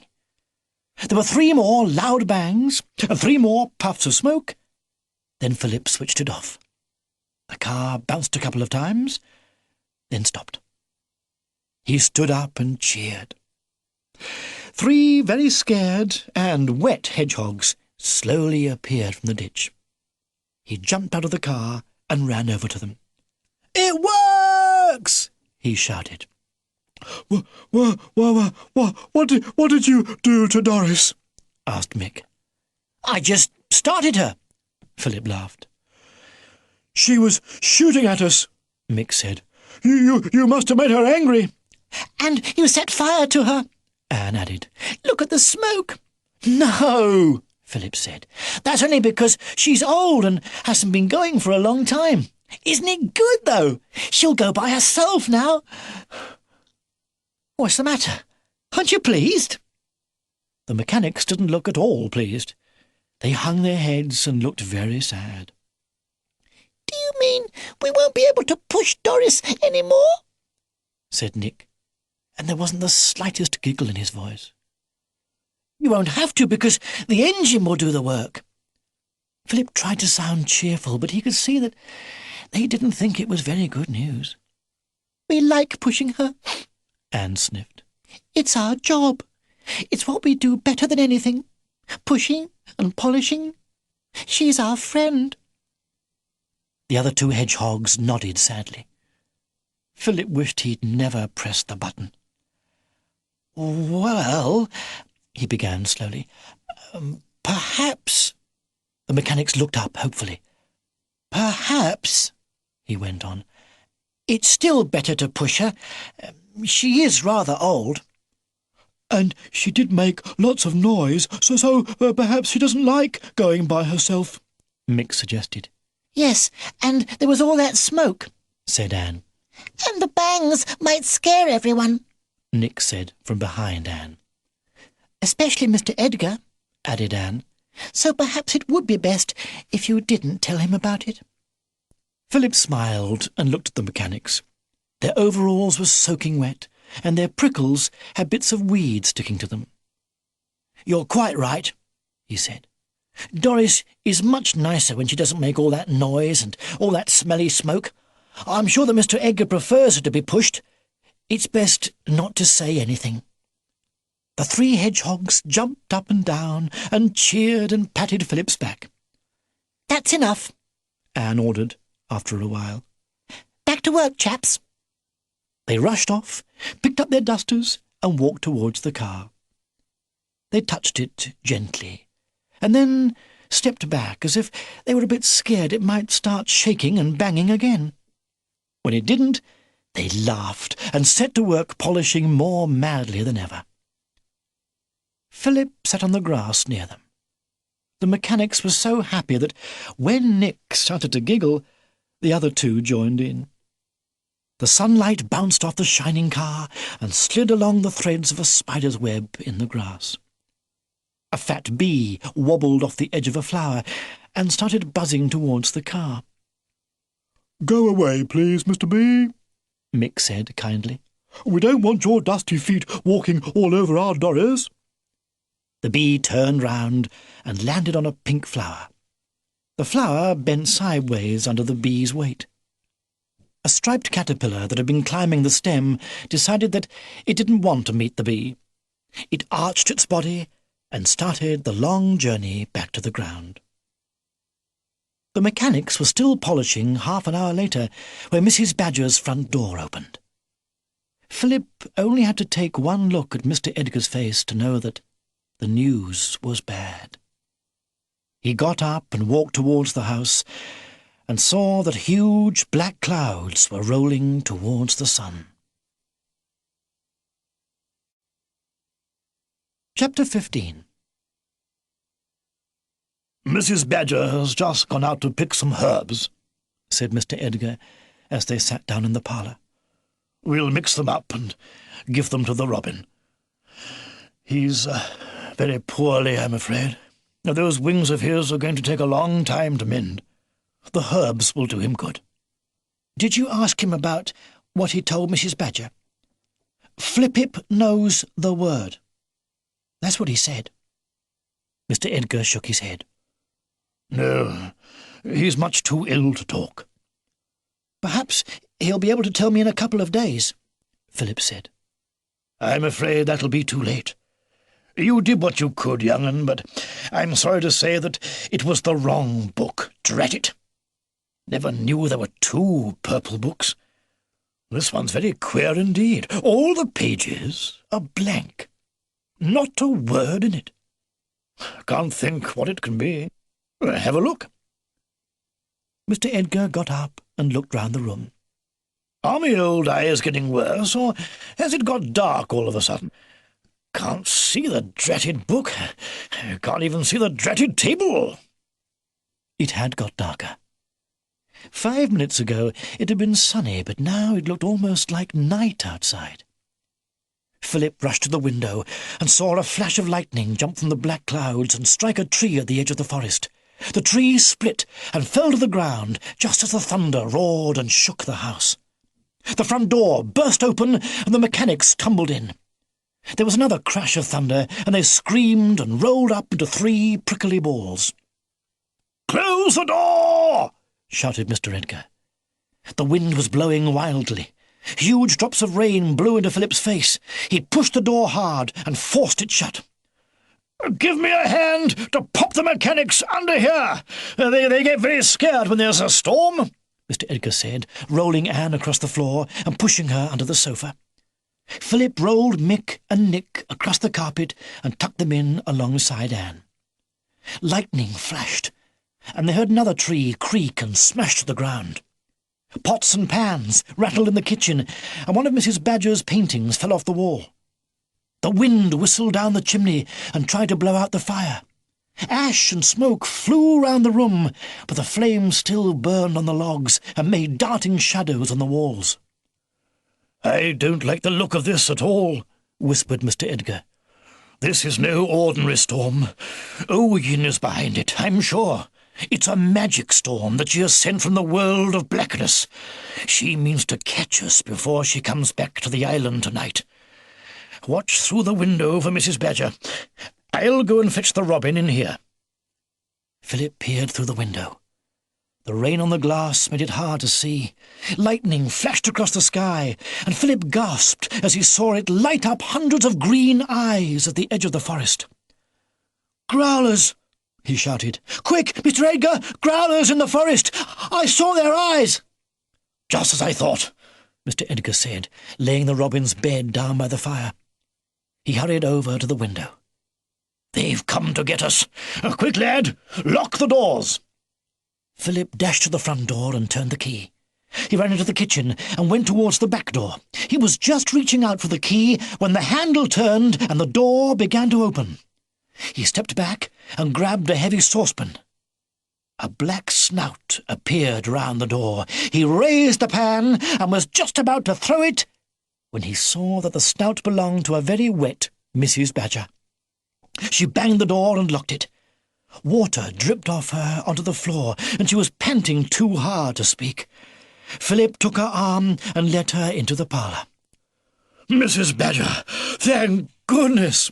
cried Mr Edgar. "Sit down and catch your breath." Mrs. Badger sat down on the sofa, and then jumped up again when 3 hedgehogs shouted, "Ouch!" "Oh dear, the mechanics are under there," said Mr Edgar. "Come and sit by the fire. You're soaked through." Mrs. Badger sat on a small stool, and her fur began to steam as the fire warmed her up. "Growlers, Mr Edgar," she panted. "Everywhere, all round us. I saw them coming, and I ran and ran. They must all be out there. I've never seen so many." "Aye, ma'am, I know. It's all Oyin's wicked work. She sent this storm so that the Growlers could have some darkness to hide in. Still, it takes a lot of strength to make a magic storm. Even she won't be able to keep it going for very long. If we can hold them off for half an hour, the storm will die out. As soon as the light comes back, the Growlers will slink away to the castle again." "Cowards!" he shouted, shaking his fist at the window. "What can we do?" wailed Mrs. Badger. "Keep busy. You, ma'am, put all the herbs together in a bowl, chop them up, and try to drop a little of the mixture into the robin's beak. The lad and I will keep guard at the window." Outside, dim shapes darted through the darkness. From time to time, howls and growls could be heard above the wind and the rain. Green eyes glowed in the gloom and were gone. Long minutes ticked by. "What do you think they will do?" whispered Philip. "Attack, of course," said Mr Edgar, lowering his voice so that Mrs. Badger wouldn't hear. "And soon, too. The thunder and lightning has stopped already. The storm can't last much longer. If only we could think of some way to frighten them." There was a loud rattle of tiles from above. Some soot fell down the chimney. "They're on the roof," Mrs. Badger said, and quietly went on trying to coax the robin's beak open. "That won't do them any good," Mr. Edgar said. "I built that roof myself. It'll take more than a few growlers to pull it down, and—" he shouted up the chimney, "you won't dare come down here onto the fire!" There was a growl, and more soot fell on the fire. Suddenly, there was a crash of broken glass from the kitchen. Philip ran to look. A growler had broken the window and was trying to crawl in. Philip grabbed the frying pan and threw it. The growler yelped and ducked back into the darkness. There was another crash, and the parlour window broke as a stone came flying through it. Mrs. Badger screamed and hugged the robin tight. The sofa began to move as the mechanics shook and shivered underneath it. Mr. Edgar took a big poker from the fireplace and rushed across to the window. "The first one through here will get a sore head," he shouted. "Oh, if only I had a tank instead of that dratted car, I'd show you bullies what's what." The car! Of course! Philip ran to the front door and started to unlock it. "Where are you going? Come back!" called Mr. Edgar. But Philip pulled the door open and ran out into the darkness. Chapter 16. A thick mist was swirling round the house. It had nearly stopped raining. If only he could frighten the Growlers for a few minutes, the storm would be over. Philip ducked down behind a bush and listened. There was the padding of paws. 6 Growlers loomed out of the mist and ran by him towards the house. There were growlings and howlings and snufflings and the sound of breaking glass. Philip dashed to the car, climbed over the door and crouched down. The rain had left big puddles on the floor, but Philip didn't want to move. He was afraid. The minute he sat up, a Growler might see him. He peeped over the top of the door. There were terrible noises coming from Mrs. Badger's house, but he couldn't see any Growlers in the mist. He sat on the seat and turned the key. The red light came on. Now to start it. The bangs and smoke would be sure to scare the Growlers. He pressed the button. There was a whir and a clatter like before, but nothing else. The engine hadn't started. He tried again. The engine whirred and clattered and stopped. As he reached for the button again, he heard the silence. There were no noises coming from the house, no growlings, no tinkling of glass, just a very scaring silence.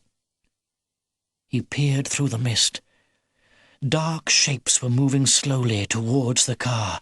The Growlers had heard the noise. Their green eyes were searching for him in the mist. He pressed the button, and the engine whirred and stopped. It must have got wet during the storm. It wasn't going to start. He looked up. The Growlers were in a circle all round him. Their eyes grew larger as they saw him. They bared their yellow teeth and raised their claws. The circle closed in.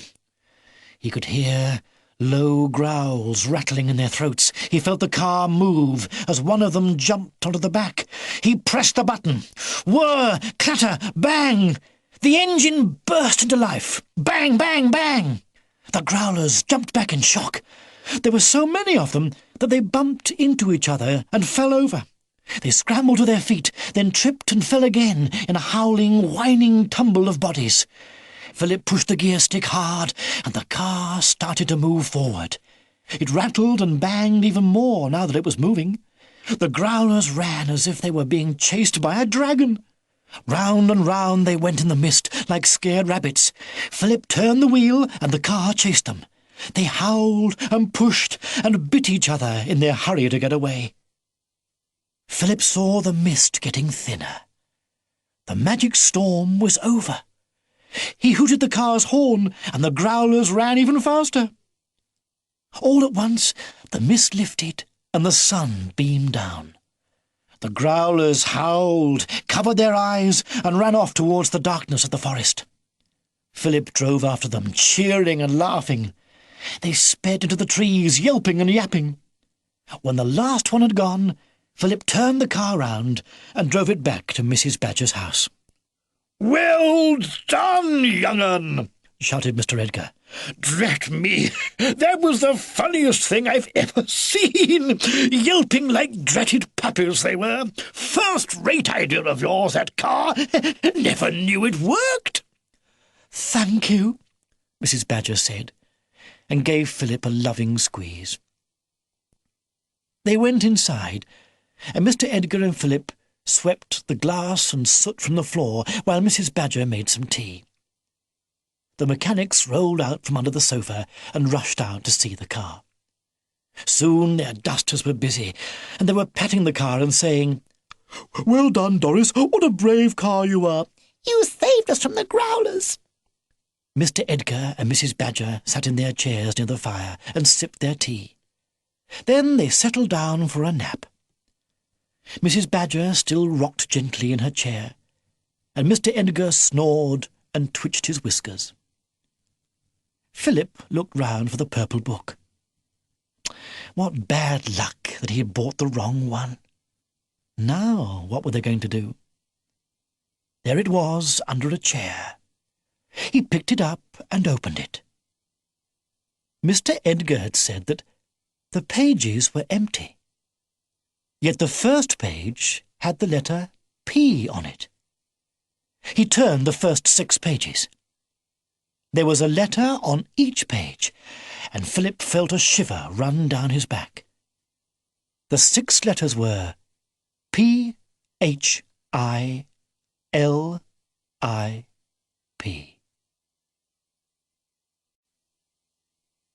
Chapter 17. Mr Edgar! Mr Edgar! Wake up! Growlers? That me must have dozed off, he mumbled as he opened his eyes. Look! The book! You said it didn't have any writing in it, but it's got my name. Mr Edgar rubbed his eyes. This is very odd. These letters weren't here when I looked before. They've grown here all by themselves. And look, there are some more letters on the pages at the back of the book. P-I-L-I-H-P. Most peculiar. Mr Edgar scratched his head and looked carefully at the letters. There's some special sort of magic in this book. Now, let me think. He looked at the front of the book, and then at the back. He got up and walked over to the window and stared out of it. By Jove! He said suddenly, and looked at the book again. Yes, it does. Well, drat me. The letters at the back are your name backwards. Philip looked. Mr Edgar was right. But what does it mean? Philip asked. I'm not sure. It's a bit of a puzzle all round. Drat me, what is it? This book is trying to tell us something. Why would it have my name backwards?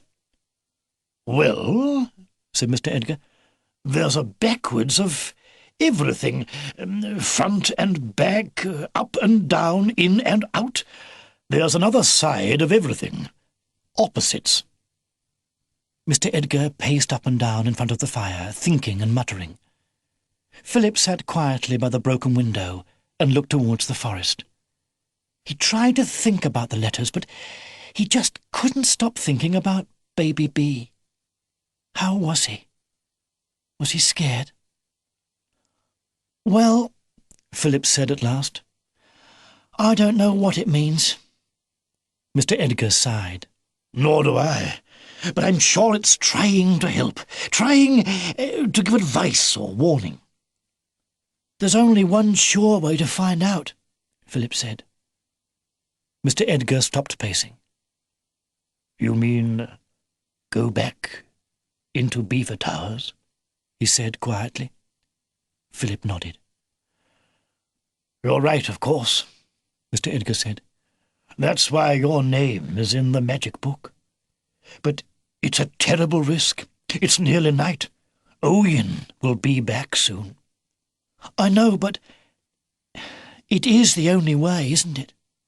Yes, young 'un, Mr Edgar said. I'm afraid it is.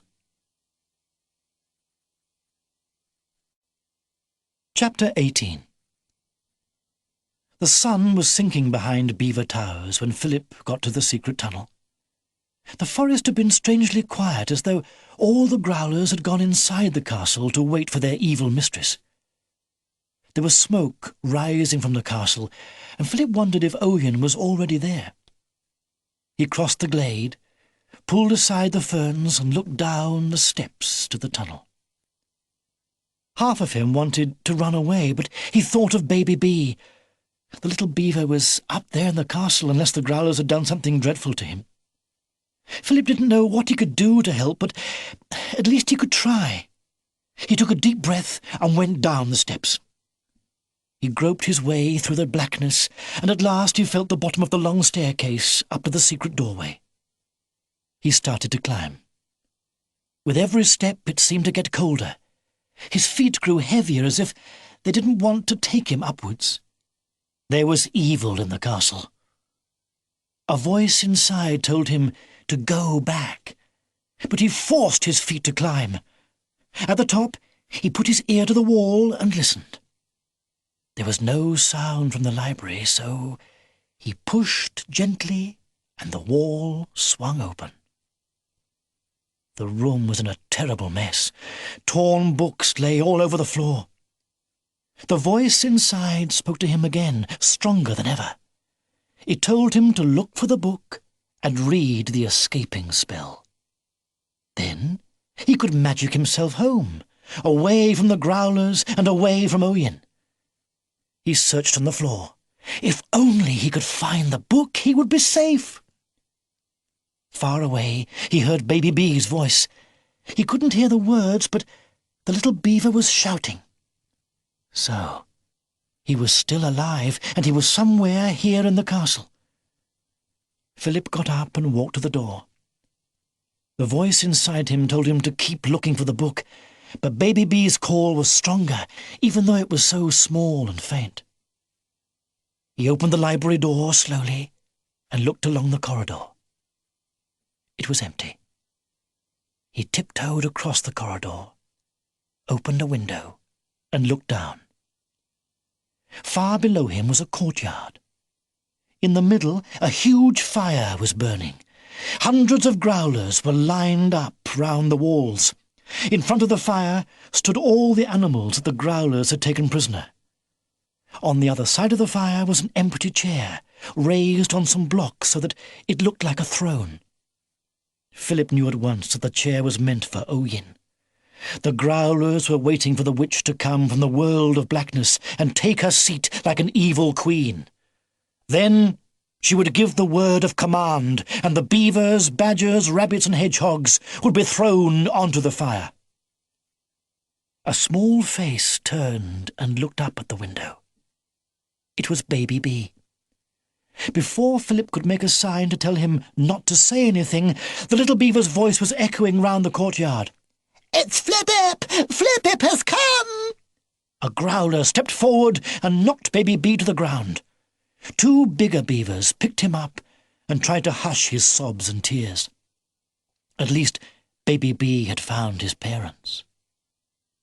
All the animals looked up at Philip, but the Growlers didn't move.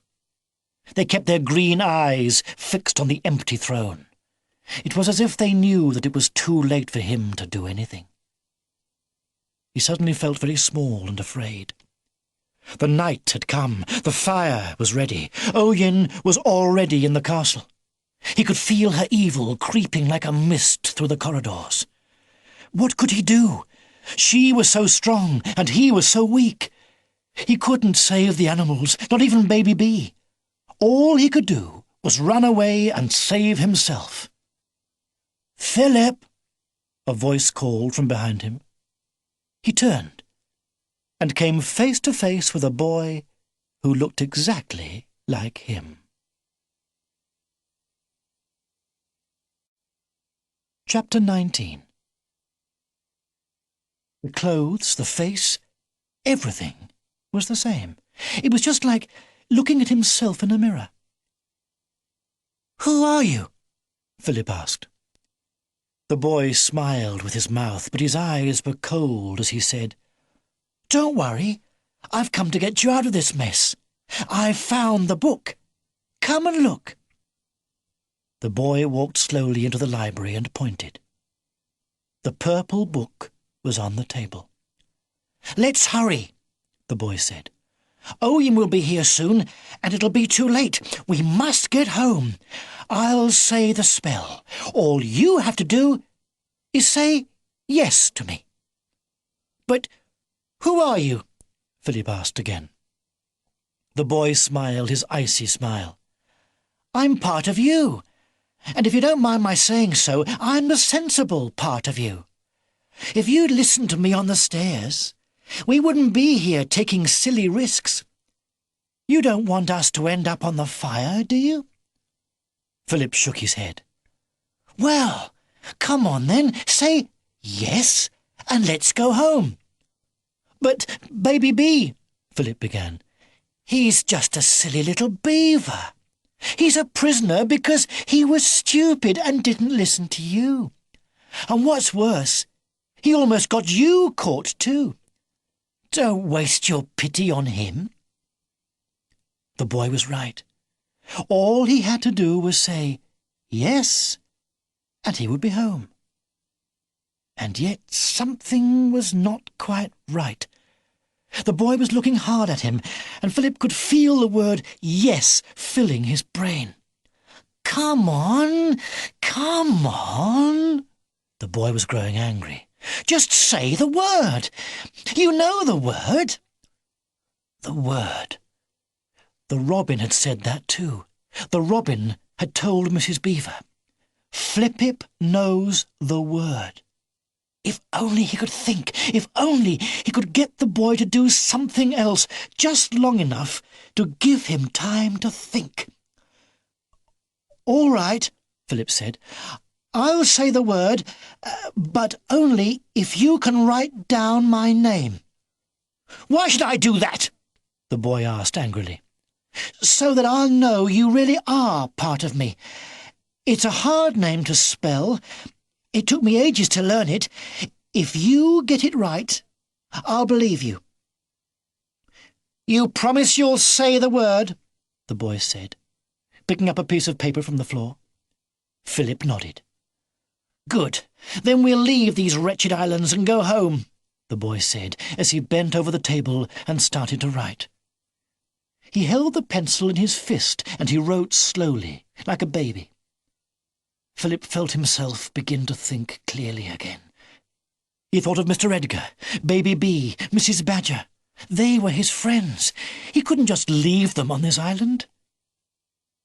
The island. That was funny. The boy had said islands. Philip had forgotten that there were two. There was the big one shaped like an N, and there was the little round one by its side. Fancy forgetting the little one. He'd seen it from the kite when he had been flying. Flip-Ip knows the word. Flying. Of course, that was the word that the robin meant. The island spelt no. And yet the boy, who looked like him, was trying to make him say yes. Yes to what? "Finished," the boy said. And Philip's thoughts were cut short. The boy looked at him with his cold, staring eyes, and Philip's brain was filled with the word yes. "I've written our name down. Now all you have to do is say the word." The word was hurting Philip's head. "Wait a minute," he managed to say. "Show me the name. I want to see if you've got it right." The boy passed the piece of paper across and laughed. "Of course I got it right. It's my name as well as yours."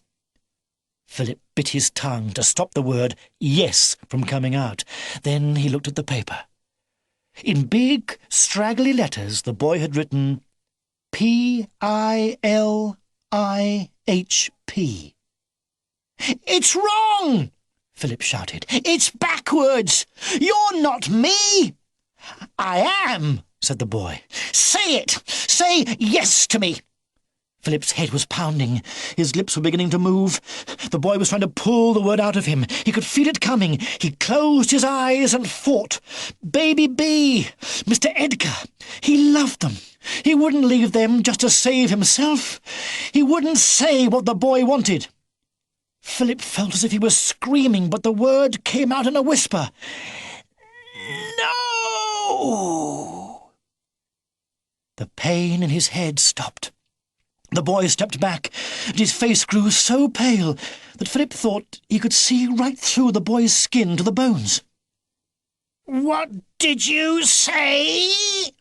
the boy asked, and his voice was changing. It was becoming crackly and grating. Philip filled his lungs and shouted with all his might, "No!" The room shook, and a wind began to howl through the door. A blood-red light glowed round the boy. Books started to fly through the air. Philip backed against the wall to stop himself being blown to the ground. He could feel the air burning and freezing. He wanted to close his eyes, but he couldn't. The boy was growing taller, and his face was beginning to melt. The skin was becoming older. The eyes were turning yellow. The mouth was filling with broken teeth. Ugly lumps bulged on the skin. It was Oyin. "Curse you! Curse you!" screamed the witch. She held up her twisted hands and pointed her long, bony fingers at Philip. He pressed himself against the wall as she stepped towards him. Green fire flashed in her slit eyes. "I'll teach you," she hissed. Her foul breath oozed round his face. "I'll teach you to say no to me. You've ruined everything. I could have been queen here, but now—" The library window flew open, and Oyin turned and listened. Philip couldn't hear anything, but his ears hurt as if a loud voice was booming through the room. "I'm coming, master," Oyin said, and began to float towards the window, as if she was being pulled by some awful force. "I'm coming! I'm coming!" She grabbed hold of one of the bookshelves to stop herself being pulled any further. Her nails dug into the wood. "I could have been queen!" she screamed. Her eyes filled with hatred, and she threw herself towards Philip. Her sharp fingernails flashed in front of his eyes. Then she was pulled away again. She grabbed the window frame, but the force was so strong that the wood split. Oyin went spinning out into the darkness with a long, terrible shriek that echoed through the whole castle. Chapter 20. As Oyin's shriek faded away, Philip heard howlings, yelpings and whinings coming from the courtyard. He ran from the library and looked out of the window. Sparks were flying up into the air. Down below, the Growlers were running round madly. They were jumping into the fire and pulling others in after them. The flames leapt higher, and black smoke filled the courtyard. In less than a minute, the last Growler had been pulled onto the fire, and the dreadful noise had stopped. By the time Philip had found his way down all the stairs to the courtyard, the fire had died, and the smoke had cleared. A group of the animals grabbed the throne that had been meant for Oyin, and they threw it on the ashes. "Flip-hip!" shouted Baby B, jumping up and putting his arms round Philip's neck. "Hello, Baby B! Are you all right?" "Yes, and the Growlers aren't. They all got burned up like toast, and they were horrible, and they put us in the prison, and my mummy and daddy was there. And I got my clothes dirty, but it doesn't matter, and I wasn't scared, just a bit. Why did you do that horrible scream, Flip-It?" "That wasn't me, Baby B. That was Oyin. She tried to come here forever, but she couldn't. So she had to go back to the world of blackness. And when the Growlers knew that, they got scared and didn't know what to do." "Hooray!" Baby B bounced up and down in Philip's arms. "And if they didn't jump on the fire, you would bonk them on the head. One of the Growlers bonked me when I saw you, but I didn't cry much, did I?" "No, I thought you were very brave," Philip said, and gave Baby B a big squeeze. Suddenly, there came a rattling noise, then some loud bangs and the hooting of a horn. The old car turned the corner and started over the drawbridge towards the courtyard. Mr Edgar was driving, He was wearing his goggles and bouncing up and down as the car banged and jerked and sent out huge puffs of smoke. The three mechanics and Mrs. Badger were sitting in the back with their paws held over their eyes. "Out of the way!" shouted Mr. Edgar, and he honked the horn. "How do you stop this dratted thing?" he yelled as the car began to clatter and clang round the courtyard. The animals jumped in the air and ducked into doorways to avoid being run over by the rattling monster. "Run for your lives!" Mr. Edgar gasped as he tried to steer the car away from the walls. "This thing has gone mad! Help! Hold on to your hats! Ooh!" The car went round and round in circles, banging and smoking. There was one final bang, and the car began to slow down. At last it rolled to a stop, and Mr. Edgar clambered out. "Drat me," Mr. Edgar said, wiping his brow. "The beast went wild. It wouldn't stop, no matter what I said to it. Mind you, it was quite a thrill. Eh, Mrs. Badger?" Poor Mrs. Badger shook her head, and even her black stripes seemed rather pale. "I wonder why it stopped," Mr. Edgar said, tapping the car with his foot. "Perhaps it's run out of petrol," Philip said. "Drat me! That means we won't get it going again. Got no petrol on the island. What a shame. Never mind. It's probably safer when the mechanics push it." The three hedgehogs stopped shaking and took their paws from their eyes. "You mean we can push Doris like before?" Anne said.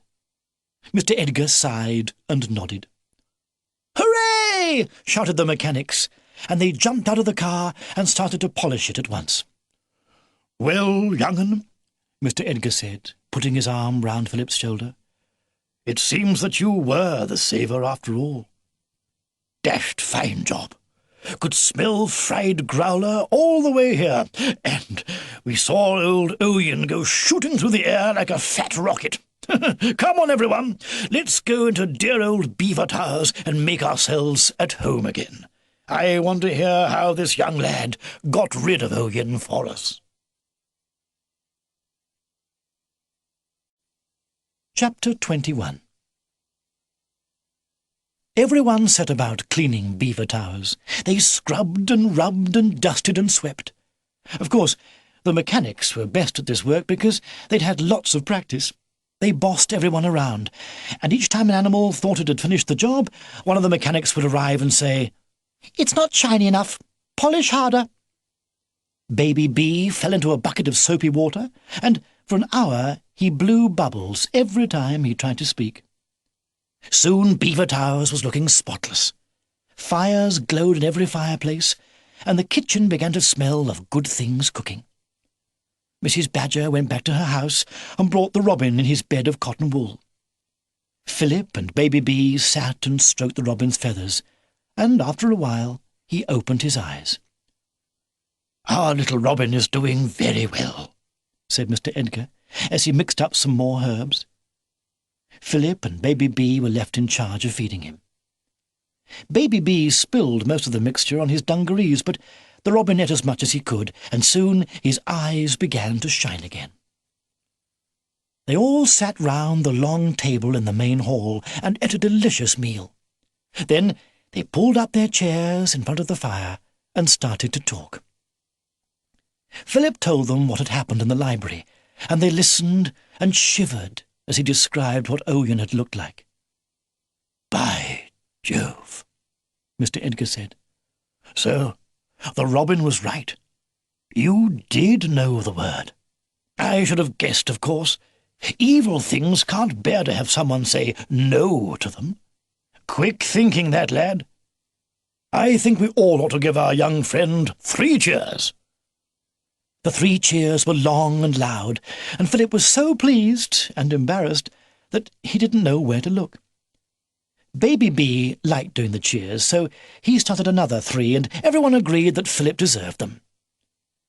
Then Baby Bee said that it was his turn, and he started to make up stories about how he had bonked 16 growlers on the head and had jumped out of a tower onto Oyin. The other animals smiled and nodded and said, "Well done." and Philip led everybody in 3 cheers for Baby B. When they finished cheering, Baby B climbed up on Philip's knee. The little beaver wriggled round to make himself comfortable, put his thumb in his mouth, and fell asleep. The animals wanted Philip to tell them where he came from. He told them about his school, and his friends, and about the town. They asked lots of questions about cars and trains, especially the mechanics, who wanted to know who kept them all clean.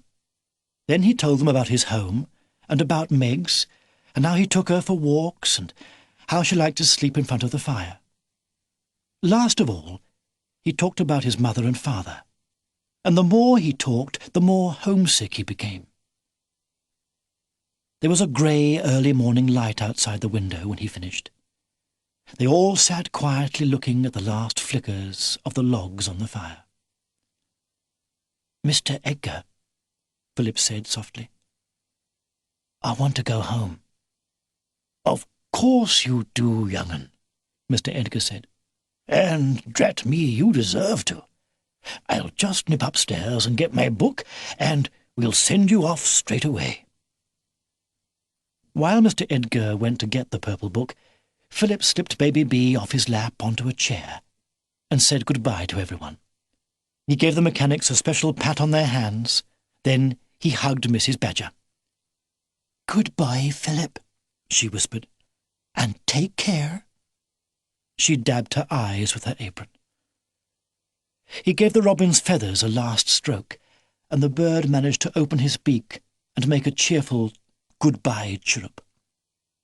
Then he went over to Baby B, who was fast asleep on the chair. "Bye, Baby B," he said gently, and kissed the top of his head. Baby B twitched his nose and turned over in his sleep. Philip and Mr. Edgar walked out of Beaver Towers, across the drawbridge, and down into the forest. They walked slowly because Mr. Edgar's legs couldn't carry him very fast, but Philip didn't mind. He enjoyed listening as Mr. Edgar told him about the happy days he'd spent in the castle when he was young. "And now, thanks to you," Mr. Edgar said, "I can look forward to a happy old age in my own home. Just smell the flowers and the leaves. The whole island smells cleaner now those dratted growlers have gone." Philip breathed deeply, and he knew that he would always miss the island and the friends he'd made there. At last they came to the clearing where Philip had landed. He pulled the dragon kite out of the rocks where he'd left it, and Mr. Edgar opened the book and started saying the spell. The cloud began to form on the top of the rock. It grew stronger and stronger, and when it was fully formed, it bounced off the rock into the air above Philip's head. The kite's tail twitched. "Well, young 'un," Mr. Edgar said, taking Philip's hand in his paw, "I don't know what to say. Drat me, my old eyes are getting worse all the time. Look at them now, filling up with water. Must be the cold air. Anyway, lad, thank you, and safe journey." A tiny voice sounded in the distance. "Flip-it!" Baby B came tumbling into the clearing. He picked himself up and ran to Philip. He jumped up and gave Philip a hug and pressed his cold nose against his neck. "Don't go," Baby B said. "I've got to, Baby B," Philip said, putting him down on the ground. "That's right," said Mr. Edgar, taking the young beaver's paw and holding it tight. "Philip must go home. But perhaps he'll come and see us again one day. Eh, Philip?" Philip nodded, but he didn't dare speak in case the tears started to fall. "Hold tight," Mr. Edgar said, and finished saying the spell. The old beaver closed the book and picked up his grandson in his arms. The wind began to blow, the cloud began to dance in the air, and Philip could feel his feet leave the ground. "Goodbye," he called. Baby B waved a small paw, and Mr Edgar blinked his old eyes. "Goodbye," they said.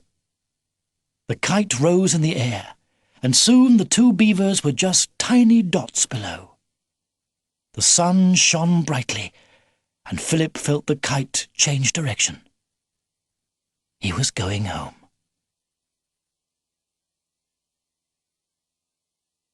That was Beaver Towers by Nigel Hinton. Read by Nigel Lambert.